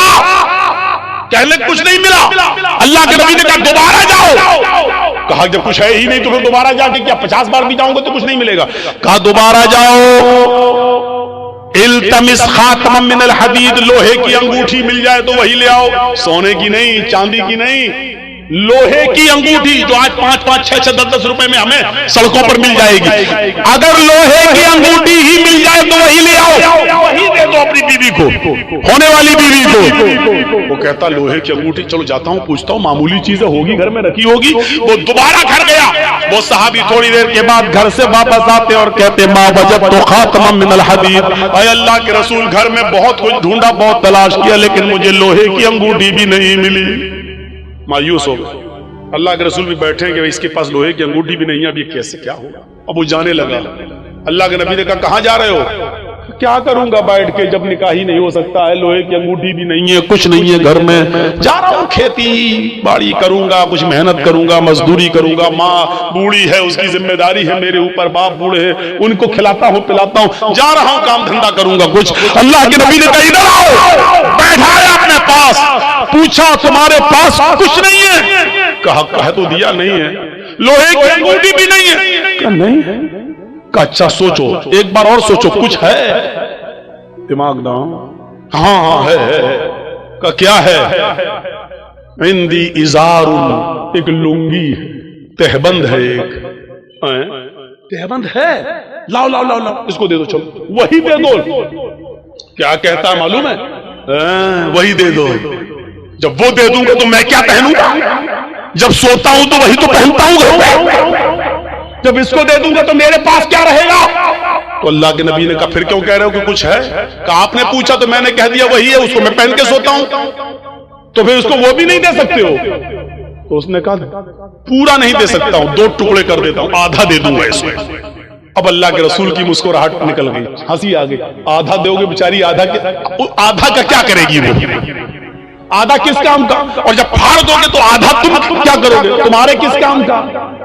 کسی کام کا ہو یا نہ ہو، کم سے کم کھیت میں بچھا تو لیں گے، بیٹھ تو جائیں گے، باندھنے کے لائق نہیں رہے گا تو کیا ہوا، کم سے کم زمین پر بچھا کے بیٹھ تو سکتے ہیں۔ پورا نہیں دے سکتا ہوں، میں دوں گا تو آدھا۔ اللہ کے نبی نے کہا آدھا نہ اس کے کوئی کام کا، نہ آدھا تیرے کوئی کام کا۔ نہیں نہیں یہ تو نہیں لوں۔ اچھا یہ بتاؤ قرآن کتنا یاد ہے؟ اوہ نوجوانوں سنو، ویڈیو بنانے والوں سنو، اپنے اپنے کیمروں میں قید کرنے والوں سنو، سننا اور پوری تقریر مت سننا، بس وہی سنتے رہنا کہ سب سے بڑا سخت عذاب اس کو ہوگا جو دنیا میں تصویریں۔ پوری تقریر مت سننا، بس یہی سنتے رہنا، یہ جملے تمہیں تھپڑ مارتے رہیں گے جب تک دوسرے سال ہمیں بلا نہیں لو، تب تک وہی حدیث تمہیں تھپڑ مارتی رہے گی کہ ہم کیا کیا کرتے ہو، کتنے بڑے بڑے گناہ کرتے ہیں۔ سنو، کہا قرآن تمہیں کتنا یاد ہے؟ سونا نہیں، چاندی نہیں، کپڑا نہیں، دولت نہیں، یہاں تک کہ بیوی کو دینے کے لیے لوہے کی انگوٹھی بھی نہیں، اتنا غریب گھر کا صحابی۔ لیکن جب اس سے پوچھا کہ تمہیں قرآن کتنا یاد ہے، سر اٹھاتا ہے، کہتا ہے اللہ کے رسول مجھے سورہ ملک یاد ہے، مجھے سورہ حشر یاد ہے، مجھے سورہ جمعہ یاد ہے، مجھے سورہ منافقون یاد ہے، مجھے سورہ نبا یاد ہے، مجھے سورہ قیامہ یاد ہے۔ اللہ کے نبی نے فرمایا کیا تمہیں اتنی صورتیں یاد ہیں؟ کہا ہاں. آپ نے کہا کیا تم مجھے منہ زبانی بغیر دیکھے سنا سکتے ہو؟ اس نے کہا. آپ نے کہا اتنی صورتیں تمہیں یاد ہیں؟ اس نے کہا ہاں. کہا پھر یہ کیوں کہتے ہو کہ میرے پاس کچھ نہیں ہے؟ تمہیں اتنی صورتیں یاد ہیں، کیا تم ان صورتوں کو اپنی بیوی کو یاد کرا دو گے؟ اس عورت کو یاد کرا دو گے جس کے ساتھ میں تمہارا نکاح کرنا چاہتا ہوں؟ اس نے کہا ہاں میں کرا دوں گا. اس عورت سے پوچھا اگر تیرے شوہر کے تیرے نکاح کے مہر ہے، اگر قرآن کی ان صورتوں کو میں مہر بنا دوں اور انہی صورتوں کو تو اپنا مہر مان لے تو کیا تو اس سے نکاح قبول کر لے گی؟ کیا ان قرآن کی صورتوں کو اپنا مہر مان لے گی؟ کہنے لگی روتے ہوئے اے اللہ کے نبی، جس عورت کی شادی میں، جس عورت کے نکاح میں قرآن کی صورتیں مہر بن جائے، اس سے زیادہ بابرکت نکاح کس کا ہو سکتا ہے؟ اس سے زیادہ پاکیزہ نکاح کس کا ہو سکتا ہے؟ پھر اللہ کے نبی نے ان صورتوں کو ہی مہر بنا دیا اور اس کے بعد نکاح پڑھا دیا. اس عورت کا نہ کوئی باپ تھا، نہ چچا تھا، نہ بھائی تھا، اس لیے خود اللہ کے رسول قاضی کی حیثیت سے اس کے ولی بن گئے، سرپرست بن گئے، اور آپ نے اس کا نکاح کر کے اسی دن بھیج دیا. نہ بارات کا پتہ تھا، نہ ابڑنے کا پتہ تھا، نہ ہلدی کا پتہ تھا، نہ مہندی کا پتہ تھا، نہ لڑکیاں لڑکے کو دیکھنے آئیں، نہ لڑکی والے دیکھنے آئے. وہیں پر نکاح ہوا اور سب کچھ ہو گیا سارا. اور سنو، یہ نکاح جتنی سادگی کے ساتھ ہوا، 1400 سال کے بعد آج بھی اس نکاح کا چرچا ہوتا ہے، اس نکاح کا تذکرہ ہوتا ہے، اس نکاح کا ذکر ہوتا ہے. 1400 سال کے بعد بھی اس نکاح کا ذکر ہو رہا ہے. تو میرے بھائیوں، میں کہنا یہ چاہ رہا تھا کہ اسلام مکمل ایک مذہب ہے، مکمل کمپلیٹ ایک دین ہے، کمپلیٹ. اسلام کے علاوہ کوئی دین کمپلیٹ نہیں ہے. اسلام کی خصوصیت ایک اور ہے. کیا ہے یہ؟ دین معتدل. معتدل کس کو کہتے ہیں؟ آئیے ذرا سن لیجئے. دین معتدل، اعتدال، جس کے اندر میاں نہ روی ہو، جس کے اندر نہ بہت زیادتی ہو نہ بہت کمی ہو. اعتدال یہ صرف اسلام کی خصوصیت ہے. کیا ہوا؟ کچھ ہوا ہے؟ بارش ہو رہا ہے تو تھوڑا دیر بیٹھیے، جب تیز ہوگی تو سب سے پہلے تو ہم ہی بھاگیں گے. جب تک ہم بیٹھے ہیں تب تک آپ بیٹھے رہیے. سنیے، اچھا پنڈال ہے، بارڈر پروف پنڈال ہے، آپ لوگ ڈریے نہیں. صحابہ کرام نے اسلام کے لیے اپنی جانیں لٹا دی. آپ تھوڑی سی بارش برداشت نہیں کر سکتے ہیں؟ بیٹھیے. آج آپ کے ایمان کا امتحان لینا ہے. آج آپ کے ایمان کا امتحان لینا ہے. جو یوگی اور مودی کا پرستار ہے وہ جائے، جو محمد رسول اللہ کا پرستار ہے وہ بیٹھے، جو ایمان جس کے دل میں وہ بیٹھے، جس کو ان سیاسی لیڈروں سے محبت ہے وہ جائے، جس کو ایمان سے پیار نہ ہو وہ جائے، جس کو محمد رسول اللہ کی شریعت سے پیار ہے وہ یہاں بیٹھے، وہ یہاں سنے. میرے بھائیو، اسلام ایسے ہی نہیں ملا ہے، ایسے ہی نہیں ملا ہے. صحابہ کی قربانیوں کے بعد، ان کی گردنیں کٹنے کے بعد، ان کی شہادتوں کے بعد یہ اسلام ہم تک آیا ہے. سمیہ رضی اللہ تعالیٰ عنہ نے اپنی شرمگاہ میں نیزہ داخل کروایا تھا، لیکن اللہ اللہ کہتی رہی تھی. اس کے دونوں پیر باندھ دیے گئے تھے، چیر دی گئی جسم سے، دو ٹکڑے کر دیے گئے، لیکن اسلام کو نہیں چھوڑا. آؤ، تم سمیہ جیسی صحابیات کے ایمان پہ بھروسہ کرتے ہو تو بیٹھو. ان کی طرح ایمان اگر تمہارے دلوں میں موجود ہے تو بیٹھو. اور دیکھتا ہوں کہ کون ہے جو بارش کے چند قطروں سے ڈر کے بھاگتا ہے، اور کون ہے جو اپنے ایمان کی مضبوطی کا ثبوت پیش کرتا ہے. میرے پیارے ساتھیوں، آپ کو بیٹھنا ہوگا اور جس کو جانا ہو جائے. جس کے جیب میں نوٹوں کی گڈی ہو اور بارش کے قطروں سے اس کے بھیگ جانے کا ڈر ہو وہ جائے یہاں سے.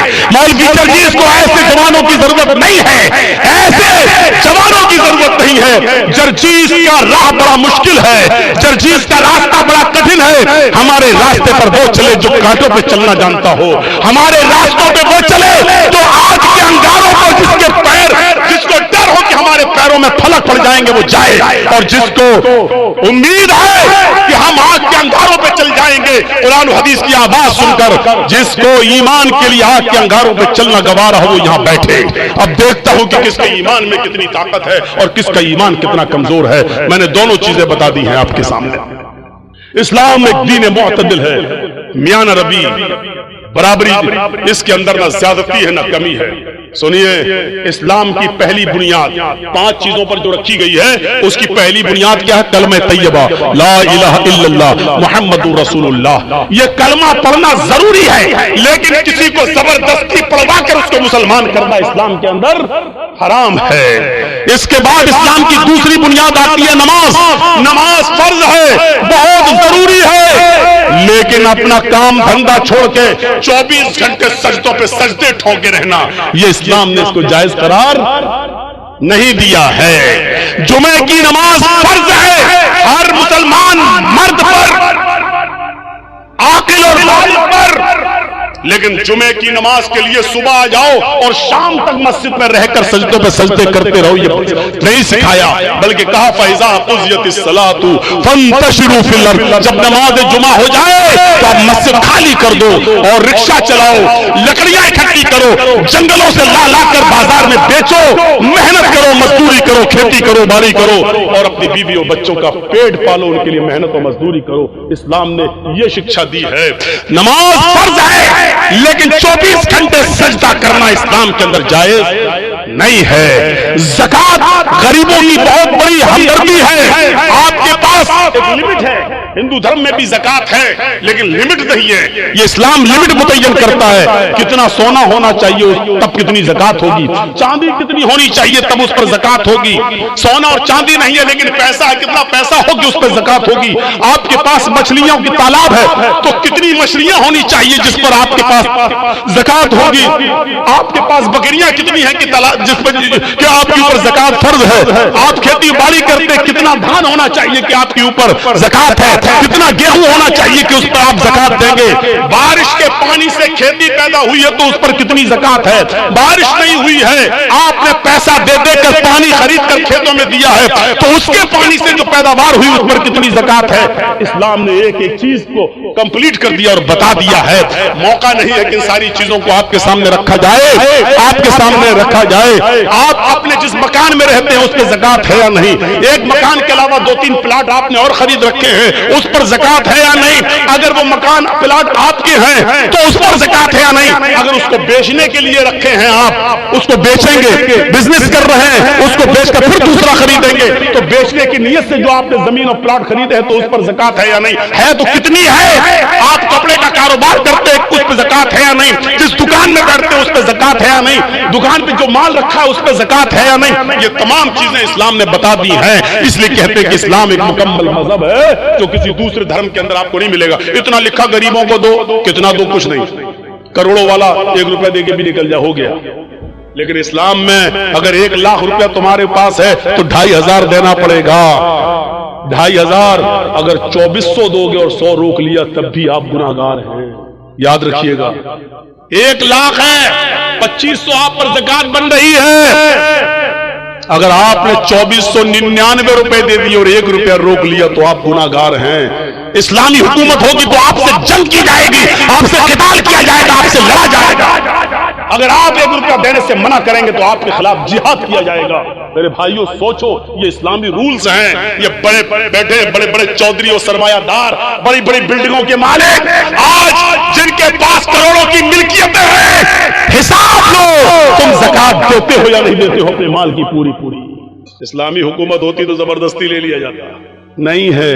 وہ کہے گا بے آج تو مولویوں کو سب سے زیادہ سننا پڑتی ہے, آگے صبح میرے پاس لے رہے ہیں, بیٹھو 10 بجے اٹھیں گے, صاحب سو رہے ہیں. اللہ کا شکر ادا کرو کہ ان مولویوں نے تمہارے لیے بہت آسانی پیدا کر دی, ورنہ ذمہ داری تمہاری تھی مدرسوں میں پیسہ پہنچانے کی. یہ تمہارے گھر آ کر تمہیں عذاب الہی سے بچا رہے ہیں, تمہارے گھر آ کر, اور تم ان مولویوں کے بارے میں کہتے ہو کہ جاؤ صبح آنا, جاؤ 10 بجے آنا, بھی ہم سو رہے ہیں. یہ زمین کہیں پھٹ نہ جائے, اور اے امیر آدمی, اے چودھری, کہیں تو اس زمین کے اندر دھس نہ جائے. مولویوں کی 2 سال کرونا رہا, کبھی آپ نے سوچا علماء کا کیا ہوا بیچاروں کا, جو مدرسے بند ہوئے ان کا بارے میں سوچا کبھی آپ؟ ایک مولانا صاحب مسجد میں دعا کر رہے ہیں, وہ ویڈیو بڑا وائرل ہو رہا ہے. 26 سال تک انہوں نے کسی مسجد میں امامت کی, 26 سال کے بعد ان کی تنخواہ کتنی ہوئی؟ 12,000. اب وہ مسجد میں جمعہ پڑھانے کے بعد جمعہ ختم کرنے سے پہلے دعا کر رہے ہیں، اللہ 26 سال میں نے اس مسجد میں جمعہ پڑھایا ہے، اس مسجد میں نماز پڑھائی ہے، آج میری تنخواہ 12,000 ہے، جتنی میری تنخواہ ہے اتنی تنخواہ، اتنا ہی کاروبار، اتنی ہی دولت کا مالک مسجد کے سیکریٹری کو بنا دے، مدرسے کے سیکریٹری کو بنا دے، مسجد کے متولی کو بنا دے۔ سب چپ۔ اس نے کہا آمین بولو، آمین بولو، کوئی آمین ہی نہیں بولا۔ کہا کیوں، کیا ہوا؟ تمہیں یہ دعا بری لگ رہی ہے تو کم سے کم مولویوں کے بارے میں بھی تو سوچو، 12 سال سے اس کی تنخواہ 3,000 4,000 سے آیا، 12 سال 26 سال میں اس کی تنخواہ 12,000۔ یہ قوم کا حال ہے جو اپنے امام کی قدر نہ کر سکے، جو اپنے امام کی تنخواہ نہ بڑھا سکے، جو اپنے امام کو کھاتا اور پیتا ہوا نہ دے سکے، وہ اسلام کے لیے کیا قربانی دے؟ کون کرے گا ان کی دیکھ ریکھ؟ میں نے کہا نا 4 لاکھ مدرسے، 50 لاکھ علماء، نتیجہ 2%۔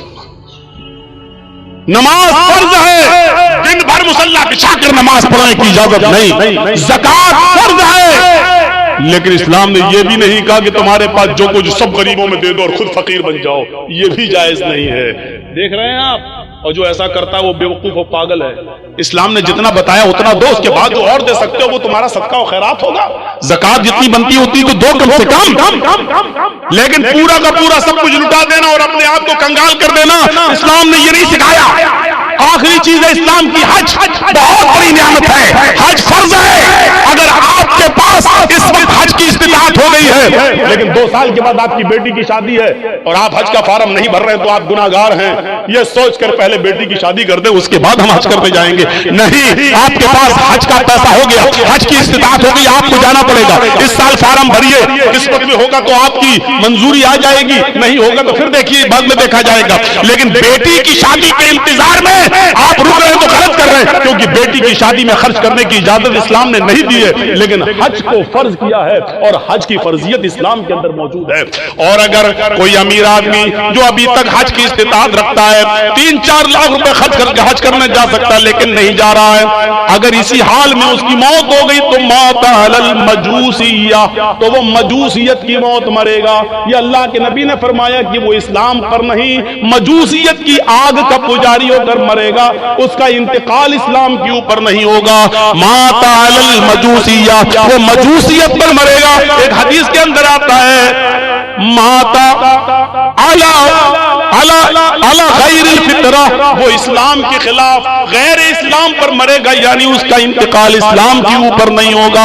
ہم نے معمولی چیز سمجھ لیا ہے، لیکن اسلام کے اندر حج فرض ہے، وہاں تک جانا ضروری ہے، لیکن یہ بھی نہیں کہا کہ آپ کے پاس وہاں تک جانے کی طاقت نہیں ہے تو اپنی دکان بیچ دو، دکان کا سارا مال بیچ دو، آپ اپنا مکان بیچ دو اور حج کرنے جاؤ، یہ بھی نہیں کہا ہے۔ اسلام معتدل ہے، اسلام اعتدال چاہتا ہے، بیچ کا راستہ چاہتا ہے۔ اگر تمہارے پاس طاقت ہے وہاں تک جانے کی تو جاؤ۔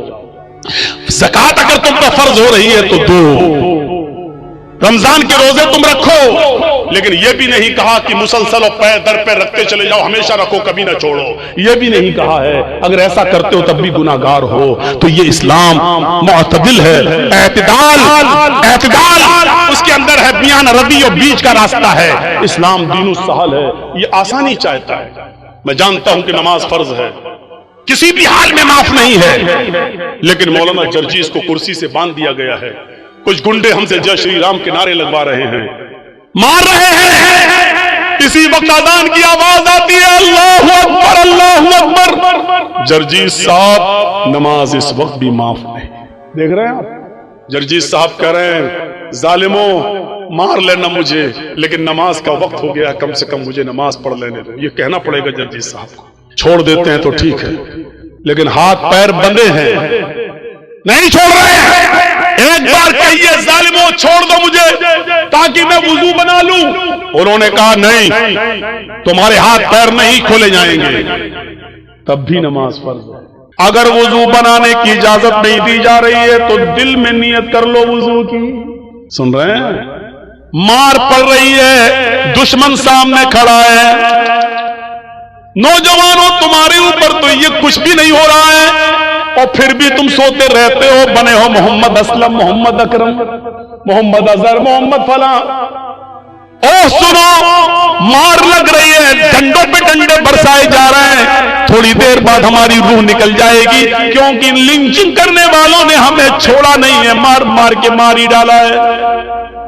इनको नशा है किसी ताकत का, इनको नशा है किसी के पावर में होने का, इनको मालूम है कि हम कुछ भी कर लें, हमारी कितनी वीडियो बन जाए, हमारे ऊपर जिसका हाथ है वो कुछ नहीं होगा, न पुलिस हमारी FIR करेगी, और करेगी भी तो सरकार हमारे मुकदमे वापस ले लेगी।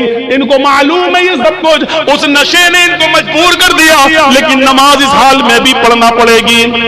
आसानी क्या है? नमाज फर्ज है, ये सख्ती है, लेकिन आसानी क्या है? अगर वो तुम्हें वुजू नहीं बनाने दे रहे तो तुम दिल में नीयत कर लो वुजू की। अगर वो तुम्हें खोल नहीं रहे, किबले की तरफ तुम्हारा चेहरा नहीं करने दे रहे हैं, तो दिल में नियत कर लो, अगर मेरा चेहरा खुला होता तो मैं किबले की तरफ कर लेता। आय अल्लाह, मेरे लिए किबला आज बदलने की ताकत नहीं है, मेरे लिए ये लोग मेरा चेहरा किबले की तरफ नहीं कर सकते, लेकिन आइनमा तवल्लु वजूहकुम, हम जहां कहीं भी हैं, जिस तरफ भी मेरा चेहरा है, तू तो अपने इल्म के एतबार से हर जगह है। आय अल्लाह, मेरी नीयत को ही मेरे लिए किबला बना दे। लेकिन नमाज फिर भी पढ़ना पड़ेगी। अल्लाहु अकबर कहने के लिए हाथ नहीं उठ रहे हैं, हाथ पैर बांध दिए गए हैं, तो जबान से ही कह दो अल्लाहु अकबर। हाथ नहीं बांध पा रहे हो तो मत बांधो। अब अगर तुम्हें हाथ बांध कर दुआएं नहीं पढ़ने का मौका मिल रहा है, तो ऐसे ही पढ़ते रहो जबान से, अल्हम्दुलिल्लाहि रब्बिल आलमीन अर्रहमानिर रहीम मालिकी यौमिद्दीन। नमाज इस हाल में भी तुम्हें पढ़ना पड़ेगी। आसानी यह है कि जिस कंडीशन में हो उसी कंडीशन में पढ़ लो, लेकिन माफ नहीं है। सहूलत भी देखो, वुजू के लिए वुजू नहीं बनाने दिया जा रहा है तो दिल में नियत कर लो, हो गया। यह है आसानी। इस्लाम दीनुस सहल है, इतनी आसानी दुनिया की किसी मजहब के अंदर नहीं है। सफर में रमजान का रोजा नहीं रख सकते हो, सफर में है, जा रहे हो, छोड़ दो, कोई मुदायका नहीं। व इन कुंतुम फी सफरिन, अगर तुम सफर में हो तो तुम उस रोजे को छोड़ दो। जब सफर पूरा हो जाए, बाद में जितने रोजे तुम्हारे छूटे हैं वो रमजान के बाद उन्हें पूरे कर लो। मेरे भाई, ये कुरान इस बात की इजाजत देता है, शरीयत इस बात की इजाजत देती है। और आज तुम्हें एक आसानी दीन के अंदर सहूलत का एक मंजर दिखाऊं कि एक सहाबी अल्लाह के नबी के पास आए और आकर कहने लगे, अल्लाह के नबी में तो बर्बाद हो गया। अल्लाह के नबी ने कहा क्या हुआ? कभी बता नहीं सकता हूँ। कहा बता नहीं सकता तो रास्ता कैसे निकलेगा तेरे लिए? तो अल्लाह के नबी शर्म आती है, कैसे बताऊं? कहा इन्नल्लाह ला यस्तही मिनल हक, अल्लाह ताला हक बात से नहीं शर्माता। उसने कहा अल्लाह के रसूल, रोजे की हालत में बीवी से हम बिस्तरी कर, रमजान का रोजा था, रोजा फर्ज रोजा मैं रखा हुआ था और रोजे की हालत में बीवी से हम बिस्तरी कर। अल्लाह के नबी ने कहा ओह, तो चलिए हो गई गलती, कोई बात नहीं, कफारा अदा कर दो। कफारा मतलब प्रायश्चित, कफारा अदा कर दो, उसका दंड है, इस्लाम ने बताया है, वो पूरा कर लो। कहने लगा नहीं मालूम क्या है। अल्लाह के नबी ने कहा एक गुलाम आजाद कर दो। एक गुलाम, उस जमाने में आदमी औरतें बेचे जाते थे, खरीदे जाते थे। अल्लाह के नबी ने कहा गुलाम आजाद कर दो। कहता गुलाम कहां? अल्लाह के रसूल, मुझे तो खुद दूसरे की जिंदगी हो गई, गुलामी करते करते दूसरे की गुलामी करते करते पूरी जिंदगी हो गई हमारी, मैं कैसे गुलाम खरीद के आजाद कर दूं? नहीं कर पाऊंगा। अल्लाह के नबी सल्लल्लाहु अलैहि वसल्लम ने फरमाया अच्छा तू गुलाम आजाद नहीं कर सकता? का नहीं, तो दूसरा ऑप्शन भी है। का क्या है? का तुम 60 रोजे रखो, शहरैनी मुतताबिऐन, मुसलसल, कंटिन्यू, रेगुलर। कितने रोजे रखो? 60। उसने कहा 60 का ये भी नहीं हो पाएगा, वो भी कंटिन्यू समझ रहे हैं ना? अगर 55 रोजे 55 रोजे रख लिए और एक छोड़ दिया, नहीं एक दिन सस्ता ले बाद में फिर रखेंगे, एक छोड़ दिया तो 55 बेकार, अब फिर 1 से 60 रखो। अगर बुखार आ गया, बीमार हो गए, कोई बात हो, वो एक अलग बात है, वो एक मजबूरी है। लेकिन सोचो जो लोग रोजे की हालत में, जिनकी नई नई शादी होती है, इसलिए उनसे कहा कि ज्यादा रोजे की हालत में थोड़ा दूर ही रहो, रोजे की हालत में बीवी से। क्यों कहा? क्योंकि नई नई शादी हुई है, थोड़ा करीब आओगे, दिल बहक गया, कहीं ऐसा ना हो कि روزہ ہی خراب کر بیٹھو. تو اللہ کے نبی صلی اللہ علیہ وسلم نے منع کیا ہے روزے کی حالت میں زیادہ قریب مت ہو. رات پوری پڑی ہے, دن میں قریب مت ہو. تو اس نے کہا اللہ کے رسول 60 روزے وہ بھی مسلسل پیدل پہ نہیں رکھ پاؤں گا. آپ نے کہا کیوں؟ کہا ایک روزے میں تو یہ حالت ہو گیا بیوی سے مل بیٹھا, 60 نہیں رکھ پاؤں گا. ایک روزے میں تو صبر نہیں ہو سکا, 60 میں کون کر لے گا؟ نہیں ہو, یہ بھی نہیں ہو, میری طاقت سے باہر. اللہ کے نبی نے کہا اچھا تو تیسرا آپشن بھی ہے تمہارے لیے. کہا کیا؟ آپ نے کہا 60 مسکینوں کو کھانا کھلاؤ. بڑا دلچسپ واقعہ ہے. 60 مسکینوں کو کھانا کھلاؤ. کہتا ہے 60 کہاں؟ کہ اللہ کے رسول آپ کو معلوم نہیں ہے کہ میں کس بستی سے آیا ہوں؟ کہ کس بستی سے آیا ہوں؟ کہ اللہ کے رسول میں فلاں فلاں بستی کا رہنے والا ہوں, اور میرا حال یہ ہے کہ صبح اگر کھا لیتا ہوں تو شام کو بھوکا سوتا ہوں, اور شام کو اگر کھانے کو مل جائے تو صبح نہیں ملتا ہے. ایک ٹائم نصیب ہے, ایک ٹائم نہیں. اور آپ ہم سے کہہ رہے ہیں 60 مسکینوں کو کھانا کھلاؤ. ارے ہمیں تو 2 ٹائم کھانا نصیب نہیں ہو رہا, 60 کو کہاں سے کھلاؤں گا؟ اللہ کے نبی نے کہا یہی 3 راستے تھے, چلو ایک اور راستہ نکالتا ہوں تمہارے لیے. نماز کا وقت ہوا, نماز پڑھنے صحابہ آئے. نماز کے بعد آپ نے صحابہ کو بتایا تمہارے بھائی کو ایسی ایسی پریشانی ہو گئی ہے, اس کے لیے کچھ مدد کرو, کچھ چندہ کرو. صحابہ نے چندہ کیا, کوئی 2 کھجور لایا, کوئی 5 کھجور لایا, کوئی 10 کھجور لایا. 10 کلو کا ایک ٹوکرا بھر گیا کھجوروں کا, اتنا بڑا ٹوکرا. اللہ کے رسول نے کہا لو, یہ تمہارے بھائیوں نے تمہاری مدد کی ہے, چلو اس 10 کلو کھجوروں کے ٹوکرے کو اٹھاؤ, اپنے گاؤں میں لے جاؤ اپنے قبیلے میں, اور وہاں جتنے غریب ہیں ان میں تقسیم کر دو, تمہارا کفارہ ادا ہو جائے گا. جاؤ. ہنسنے لگا. اللہ کے نبی نے کہا کیوں ہنس رہے ہو؟ کہ اللہ کے رسول آپ نے کہا اپنے گاؤں میں لے جاؤ اور غریبوں میں بانٹ دو. کہاں؟ کہا اللہ کی قسم مجھ سے زیادہ غریب میرے پورے گاؤں میں کوئی ہے ہی نہیں. کیا بولا؟ اللہ کی قسم, اللہ سے, اللہ کی قسم پورے گاؤں میں مجھ سے زیادہ غریب میرے پورے گاؤں میں کوئی نہیں ہے. یہ سن کر اللہ کے نبی بھی ہنس دیے, صحابہ بھی ہنس پڑے. اللہ کے نبی نے کہا اچھا جاؤ تم ہی کھا لو اور اپنے بچوں کو کھلا دو, جاؤ کفارہ ادا ہو جائے گا. گناہ بھی کر بیٹھا, وہ جس کو کہتے ہیں ہم بستری بیوی سے ہم بستری بھی کر بیٹھا, بہت گناہ کر بیٹھا.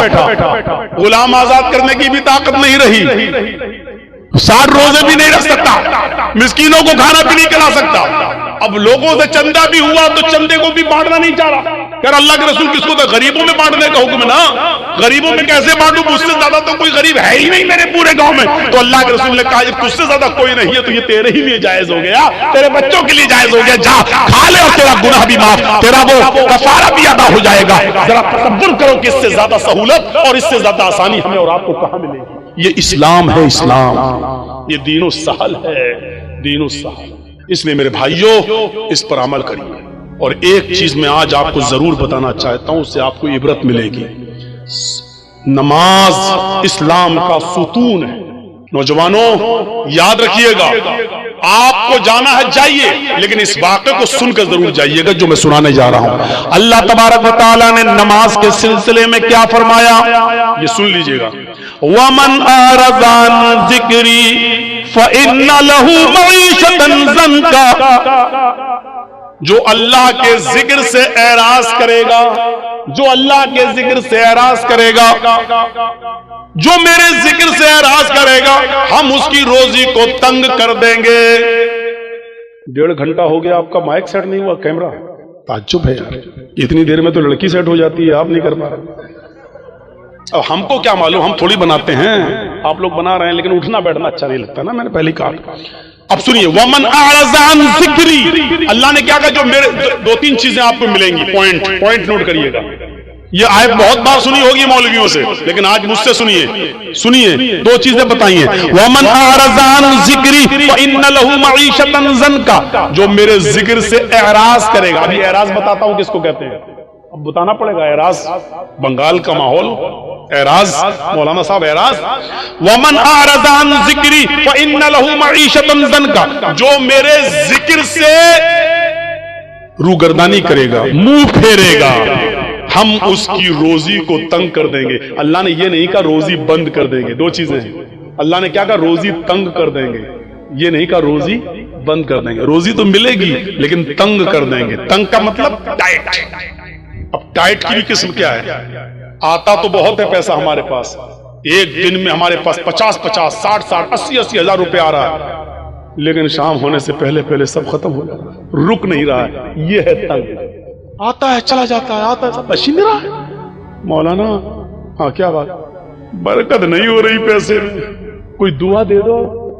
ارے یار وہ مولوی تجھے کیا دعا دے گا، بیچارہ وہ خود 10,000 روپے مہینے میں پڑھا رہا ہے، اس کی روزی میں خود برکت نہیں ہو رہی ہے، وہ خود 8,000 روپے مہینے میں پڑھا، وہ تو تجھے تعویذ دے گا، وہ تجھے کوئی راستہ بتائے گا، تو غلط جگہ دے جا رہا ہے۔ وہ دل کی تسلی کے لیے کچھ لکھ کے دے دے، تو لٹکا لے، وہ الگ بات ہے، لیکن اللہ کی قسم مولوی کے پاس رزق میں برکت کی کوئی دعا نہیں۔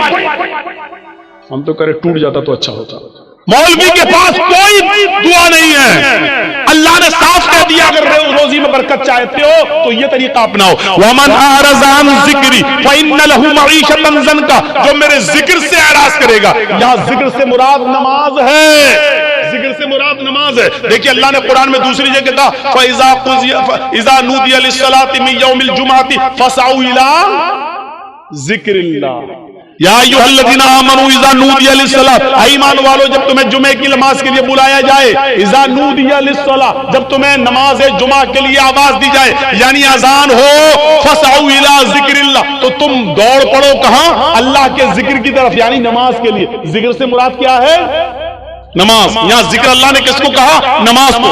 یہاں اللہ نے کیا کہا؟ وَمَنْ أَعْرَضَ عَنْ ذِكْرِي، جو میرے ذکر سے منہ موڑے گا، فَإِنَّ لَهُ مَعِيشَةً ضَنْكَ، ہم اس کی روزی تنگ کر دیں گے۔ میرے ذکر سے مراد نماز، یعنی نماز کے وقت جو منہ موڑے گا ہم اس کی روزی تنگ کر دیں گے۔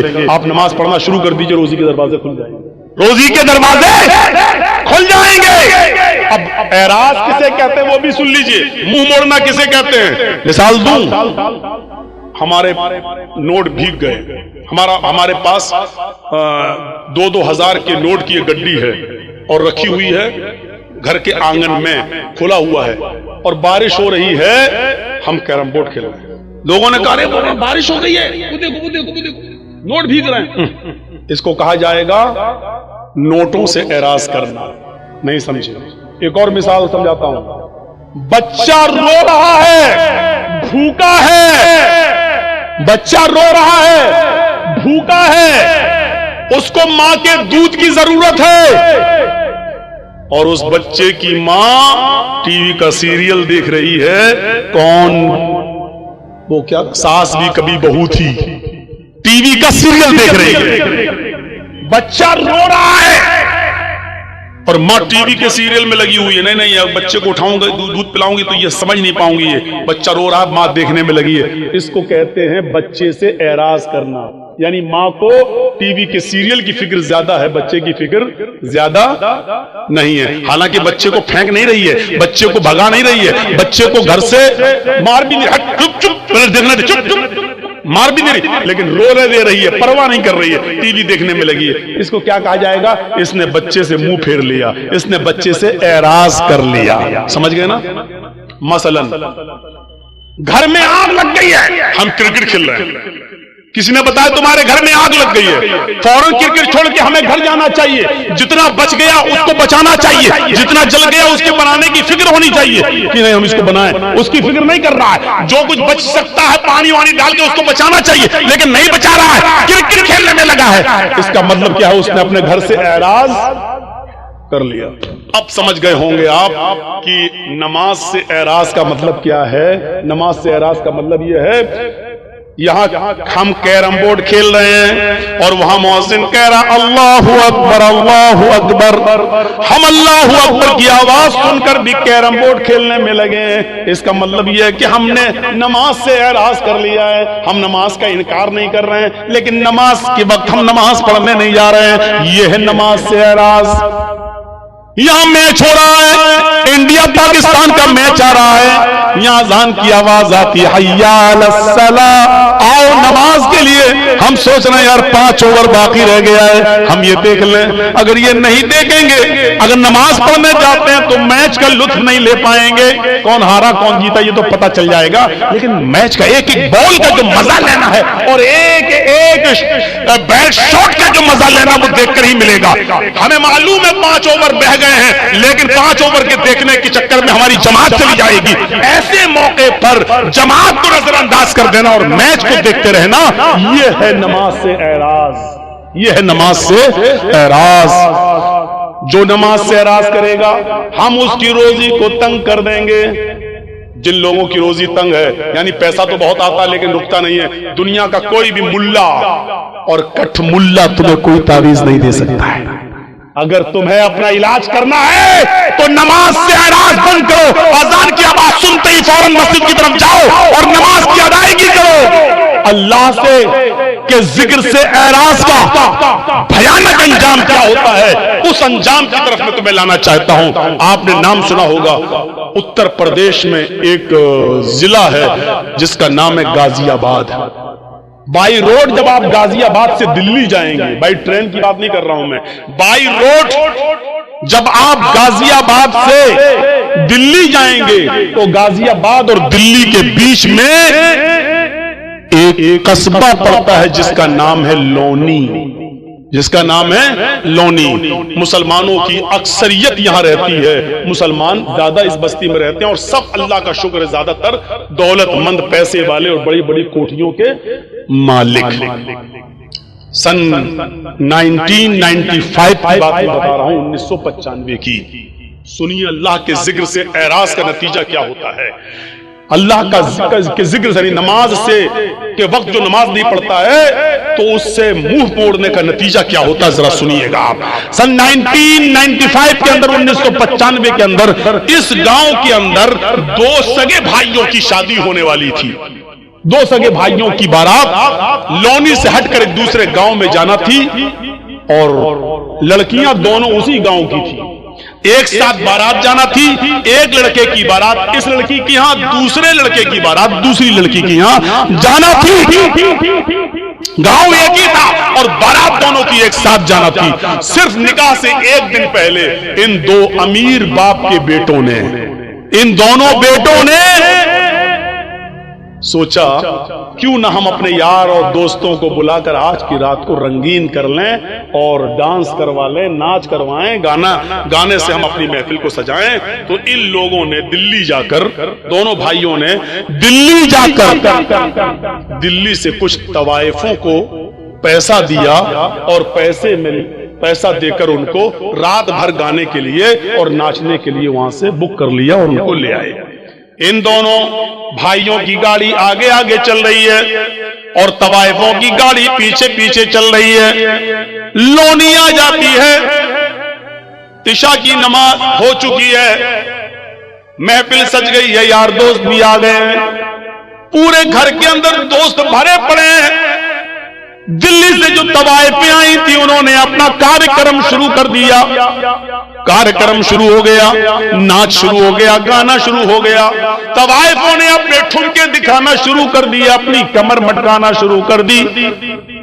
گانے میں ایک سے ایک بے شرم و بے حیا گانے گانے لگے. یہ دونوں بھائی اور ان کی یار دوست مزے لے لے کر اس رات کا مزہ لے رہے ہیں. ان طوائفوں کے چھلکتے ہوئے جسم اور ان کی کمر کے مٹکنے کا اور ٹھمکوں کا آنند لے رہے ہیں. رات کب گزر گئی پتہ نہیں چلا، رات کب گزر گئی پتہ نہیں چلا. صبح فجر کی اذان کی آواز آنے لگتی ہے، اللہ اکبر اللہ اکبر اللہ اکبر اللہ اکبر. ان دونوں بھائیوں کے مکان سے کوئی 200-300 میٹر کی دوری پر مسجد ہے اور اس مسجد سے ایک مؤذن اذان دے رہا ہے. اس کی اذان کی آواز اس گھر میں بھی آ رہی ہے جہاں ناچ و گانا ہو رہا ہے. ان طوائفوں نے جب اذان کی آواز سنی تو اپنے پائلوں کی چھنکار روک دی، اپنے کمر کا ٹھمکا چھوڑ دیا. وہ تھوڑی دیر کے لیے اذان کو سنتی ہیں اور خاموش ہو جاتی ہیں. ان دونوں بھائیوں نے دیکھا کہ ان طوائفوں نے ناچنا چھوڑ دیا، انہوں نے گانا چھوڑ دیا، یہ سیدھی کھڑی ہو گئی ہیں. ان طوائفوں کے کھڑے ہو جانے سے اور خاموش ہو جانے سے ان دونوں بھائیوں کو بہت غصہ آیا. دونوں بھائیوں نے ان طوائفوں سے کہا، کیا ہوا، رک کیسے گئی ہو؟ یہ ٹھمکے دکھانا، ناچنا اور گانا تم نے بند کیسے کر دیا؟ ان طوائفوں نے کہا، صاحب یہ اذان کی آواز آ رہی ہے، اذان کی آواز آ رہی ہے، اذان کے احترام کی وجہ سے میں رک گئی ہوں. ان طوائفوں، ان بھائیوں نے کہا، کیوں رکی ہو؟ نہیں ناچ گانا شروع کرو. इन तवाइफों ने कहा, देखिए साहब, हम भले ही गुनाहगार हैं, हम भले ही मजबूरी में अपने जिस्म की नुमाइश करते हैं और नाचते हैं और गाते हैं, लेकिन इसका ये मतलब नहीं है कि आजान की आवाज का भी हम एहतराम न करें। इतना तो हम मानते हैं, इतना तो डर हमें भी है। साहब थोड़ी देर की तो बात है, आजान हो जाने दीजिए, उसके बाद हम नाचना और गाना शुरू कर देंगे। इन दोनों भाइयों ने जो जवाब दिया वो सुनिए। इन दोनों भाइयों ने जो जवाब दिया वो जवाब ये था, अजान तो दिन भर में 5 मर्तबा होती है, वो तो होती है, वो तो फिर हो जाएगी, लेकिन तुम तो बार बार नहीं आती हो, तुम तो आज आई हो, कल थोड़ी आओगी। मुअज्जिन अपना काम कर रहा, उसको करने दो, तुम अपना काम शुरू करो, चलो नाचो। और इन तवाइफों ने ये सोच कर कि मेरे पूरी रात की मजदूरी कहीं है न मार ले, पैसा न दे, इसलिए उन्होंने अपने कमर को फिर मटकाना शुरू कर दिया, फिर ठुमके लगाना शुरू कर दिया और नाचना फिर शुरू कर दिया। और ये नाच गाना सुबह 7 बजे तक चला। दिन में 2 बजे बारात जाना थी, शाम को 7 बजे निकाह होना था, 9 बजे वहां से इन दोनों औरतों की, दोनों बीवियों की रुखसती होकर इन दोनों भाइयों के घर आना थी। कार्ड सबको बढ़ चुके थे, सुबह 7 बज चुके। इन तवाइफों ने कहा, देखो मैं अकेले नहीं जाऊंगी, तुम लोग मुझे लेकर आए हो, मुझे दिल्ली पहुंचाओ भी, क्योंकि रास्ते में हम तवाइफों को लूटने वाले लोग बहुत मिलते हैं, हमारे जिस्मों के साथ गलत सलूक करते हैं, इसलिए तुम लोग हमें छोड़ के भी आओ। उन दोनों भाइयों ने कहा, चलो हम लेकर आए थे तो छोड़ने जाने में क्या अर्ज है। इन दोनों भाइयों ने अपनी गाड़ी उठाई, तवाइफों की गाड़ी भी चलने लगी। अब तवाइफों की गाड़ी आगे आगे चल रही है और इन दोनों भाइयों की गाड़ी पीछे पीछे चल रही है, ताकि इन तवाइफों को आगे से अगर पीछे कर दें तो हम तो आगे निकल जाओ, पीछे से इनका अपहरण हो जाए। नहीं, तो इन तवाइफों से कहा तुम आगे आगे चलो। तवाइफों की गाड़ी आगे आगे चल रही है और इन दोनों भाइयों की गाड़ी पीछे पीछे चल रही है। सर्दियों के दिन है, कोहरा बहुत पड़ रहा है, सामने से ट्रक आ रहा है, सामने से ट्रक आने की वजह से तवाइफों के ड्राइवर ने थोड़ा सा क्रॉस किया और गाड़ी को निकाल लिया, लेकिन इन दोनों भाइयों के ड्राइवर ने शराब पी रखी थी, रात भर शराब का जाम पीता रहा और नाचो गाना देखता रहा, ये सही से क्रॉस नहीं कर पाया और आने वाले ट्रक ने इतनी जोर से धक्का मारा इन दोनों भाइयों की गाड़ी में कि गाड़ी जंपिंग करते हुए 25-30 फीट दूर जाके गिरती है और बिल्कुल ध्वस्त हो जाती है, बिल्कुल खत्म हो जाती है। जब इन दोनों भाइयों की लाशों को निकाला गया तो अल्लाह की कसम पहचान में नहीं आ रहा था कि बड़े भाई की लाश कौन सी है और छोटे भाई की लाश कौन सी है। ड्राइवर भी मरा और इन दोनों भाइयों की लाशें वहीं पर बिखर गई। कपड़ों से कुछ आज़ा की पहचान होती है, पोस्टमार्टम के बाद इनकी लाश घर आती है। बाप के ऊपर जवान बच्चों की मौत कितना बड़ा हादसा होती है, ये तो वही जानते हैं कि जिनके जवान बच्चे जिनसे छीन लिए जाएं। हम और आप उसका अंदाजा नहीं कर सकते हैं। मेरे भाइयों, अब लाश कहीं बदबू न देने लगे, इसलिए हुक्म होता है कि ईशा की नमाज के बाद इनको दफनाया जाएगा, इनकी मिट्टी होगी, लाश कहीं बदबू न देने लगे। सोचिए जरा, थोड़ी देर के अंदर कितना मंजर बदल गया है। अभी थोड़ी देर के बाद आज ही के दिन इनको नहला धुलाकर नए कपड़े पहनाकर, मेरे भाइयों, इनको बारात लेकर लड़कियों के गांव में जाना था, लेकिन अब थोड़ी देर के बाद नहला धुलाकर इनको लड़कियों के गांव में नहीं बल्कि कब्रिस्तान ले जाया जाएगा। थोड़ी देर में कितनी चीजें बदल गई हैं। अभी इन दोनों लड़कों को ससुराल से आए हुए कपड़े पहनना थे, नए कपड़े पहनकर बारात में जाना था, लेकिन अब इन दोनों लड़कों के जिस्मों पर ससुराल से कपड़े नहीं बल्कि सफेद रंग का कफन पहना कर इनको कब्रिस्तान की तरफ ले जाया जा रहा है। मेरे भाइयों, हैसियत बदल गई। ये नमाज के वक्त इन लोगों ने तवाइफों के नाच को मुंह चला चला के कहा नाचो नाचो। मौजिन तो 5 टाइम अजान देता है, तुम तो रोज रोज थोड़ी आती हो। अब सुनो, अजान के टाइम पर क्रिकेट खेलने वालों, तुम भी अपने अमल से ये जाहिर कर रहे हो अजान तो 5 बार होती है, क्रिकेट रोज रोज थोड़ी होता है। आए कैरम बोर्ड खेलने वालों और मैच देखने वालों, तुम भी अपने अमल से ये साबित कर रहे हो कि अजान तो 5 बार होती है, मैच बार बार थोड़ी होता है। आज देख लेता हूं फिर थोड़ी एक मिलेगा। तुम भी अपने अमल से यही साबित कर रहे हो। याद रखना, जो इन नौजवानों का हाल हुआ है, कल वो हमारे साथ भी हादसा हो सकता है, हादसा किसी के साथ भी हो सकता है। वह मना रज़ान जिक्री फ़इन्न लहू मईशतन दंका, जो मेरे जिक्र से एराज करेगा हम उसकी रोजी को तंग कर देंगे। हम उससे रोजी को तंग, ये नहीं कहा बंद कर देंगे, हम उसकी रोजी को तंग कर देंगे। ये हमारे पास जो आज रोजी तंग हो चुकी है मेरे प्यारे साथियों, उसकी वजह यह है कि आज हम नमाज से दूर हो चुके हैं। ये इस्लाम की बुनियाद है, इसको पकड़े रहो। फिर सुनो, या अय्युहल्लज़ीना आमनू उदखुलू फिस्सिल्मि काफ़ा, ईमान वालों तुम इस्लाम के अंदर पूरे के पूरे दाखिल हो जाओ। हमें इस्लाम के अंदर पूरा का पूरा दाखिल होना है, आधा अधूरा नहीं, पूरा का पूरा दाखिल होने का मतलब समझते हैं? मैंने कहीं मिसाल दी थी, आपको भी दे दूं। पूरा का पूरा इस्लाम, ये एक खंबा है, ये जो लगा है जिस पर लाइट लगी है, ये खंबा है। मान लो ये बिजली का पोल है, बिजली का पोल है, और इसके बगल में आम का एक दरख्त है, आम का दरख्त। आप क्या कहेंगे? ये आम का दरख्त है, ये बिजली का खंबा है, बिजली का पोल है।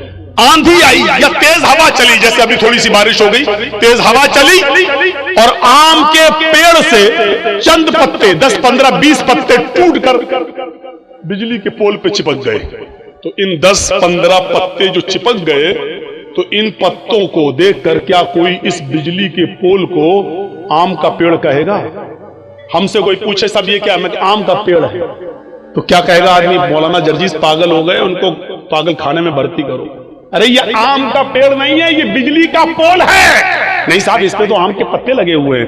अरे 10-15 पत्ते वो वहां से गिरे, इस पे चिपक गए, तो 10-15-20 पत्तों के चिपकने की वजह से एक बिजली का पोल आम का दरख्त नहीं हो सकता है।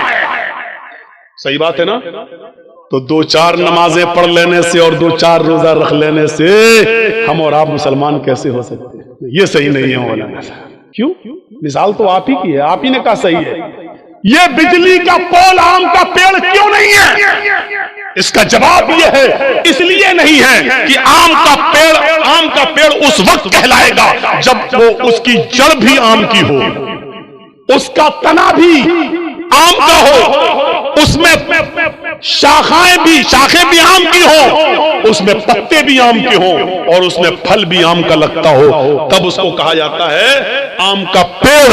तो सुन लो मुसलमान, आपको तब कहा जाएगा जब आपकी जड़ इस्लामी हो, आपका उठना, आपका बैठना, आपका लेटना, आपका सोना, आपका जागना, आपका खाना, आपका पीना, आपकी इबादत, आपकी नमाज, आपके रोजे, आपके हज, आपकी ज़कातें, ये सब जब तक अपने जड़ से इस्लामी नहीं होंगी तब तक हमें और आपको भी मुसलमान नहीं खा जाएगा।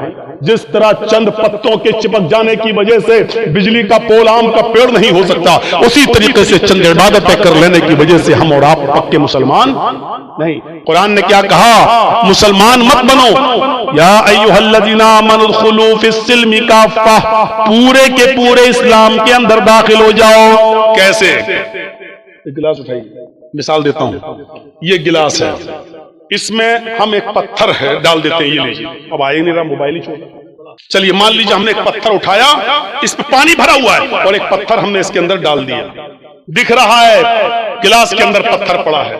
2 दिन के बाद आए, देख रहे हैं पर भी पत्थर पड़ा हुआ है। 2 दिन के बाद हमने निकाला और फेंक दिया। हमारा इस्लाम से ऐसा ताल्लुक नहीं होना चाहिए कि जब चाहें हम इस्लाम के अंदर दाखिल हो जाएं और जब चाहें हमको इस्लाम से निकाल दिया जाए। ऐसा नहीं होना चाहिए। ये पानी का एक गिलास है, जलेबी तो खाते ही होंगे, جلیبی میں رنگ پڑتا ہے نا، کلر، گلاب جامن وغیرہ میں، بوندی وغیرہ میں، آپ جو کھانے والا رنگ ہے 2 روپے کا رنگ لے آئیے اور اس پانی میں ڈال دیجیے اور پانی رکھ دیجیے. اگر لال رنگ ڈالا ہے تو پانی کیسا ہو جائے گا؟ لال. گرین کلر ڈالا ہے تو پانی کیسا ہو جائے گا؟ گرین. یلو کلر ڈالا ہے تو پانی کیسا ہو جائے گا؟ یلو. پیلا. اب کیا آپ کے باپ بھی رنگ کو پانی سے الگ نہیں کر پائیں گے؟ کر کے دکھاؤ. کیوں؟ پانی میں جب رنگ پڑ گیا تو پانی نے فوراً رنگ کو اپنے اندر جذب کر لیا اور رنگ نے بھی پانی کو اپنے رنگ میں ڈال لیا. دونوں طرف سے بات ہوئی نا. پانی میں رنگ ڈالا گیا، پانی نے فوراً رنگ کو اپنے اندر جذب کر لیا، لیکن رنگ نے بھی پانی کو اپنے رنگ میں ڈھال لیا. اب آپ رنگ کو الگ کرنا چاہو پانی سے تو رنگ پانی سے الگ نہیں ہو سکتا، اور پانی کو الگ کرنا چاہو رنگ سے تو پانی بھی الگ نہیں ہو سکتا. پھینک دو گے بیکار ہو سکتا ہے لیکن الگ نہیں ہو سکتا ہے. یہ تعلق ہونا چاہیے ہمارا اسلام کے ساتھ، یعنی اسلام ہمارے اندر ایسا گھسا ہوا ہو، ایسا جذب ہو جائے کہ اسلام ہمارے اندر ایسا جذب ہو کہ ہم اسلام کے مزاج میں ڈھل جائیں اور اسلام ہمیں اپنے اندر جذب کر لے. پھر ہم سے اسلام کو نکالا جائے تو نہ نکلے، اور اسلام کو ہم سے دور کیا جائے تو نہ ہو. جیسے سمیہ سے اسلام دور کروایا جا رہا ہے لیکن جان دے دی، لیکن سمیہ سے اسلام نہیں چھڑا. حضرت بلال سے اسلام چھڑایا جا رہا ہے لیکن بلال نے کہا جان دے دیں گے لیکن اسلام نہیں چھوڑیں گے. میرے پیارے ساتھیوں، اسلام کے ساتھ ہمارا تعلق رنگ اور پانی کی طرح ہونا چاہیے کہ ہم سے اسلام دور کیا جائے تو نہ ہو، اور اسلام سے ہم کو دور کیا جائے تو ہم کو دور نہ کیا جا سکے. یہ تعلق ہونا چاہیے ہمارا اسلام کے ساتھ. میرے پیارے بھائیوں، یہ اسلام کے تعلق سے میں نے چند باتیں آپ کے سامنے رکھی ہیں. اسلام یہ مذہب ہے، اس مذہب کو پہچانو. 2 گھنٹے کی تقریر میں اور کتنی باتیں آپ کے سامنے کہی جا سکتی ہیں. میرے بھائیوں سوچو، غور کرنا چاہیے ہمیں اور آپ کو. پھر کبھی آپ بلائیں گے تو پھر دوسرے ٹاپک کو اچھالیں گے.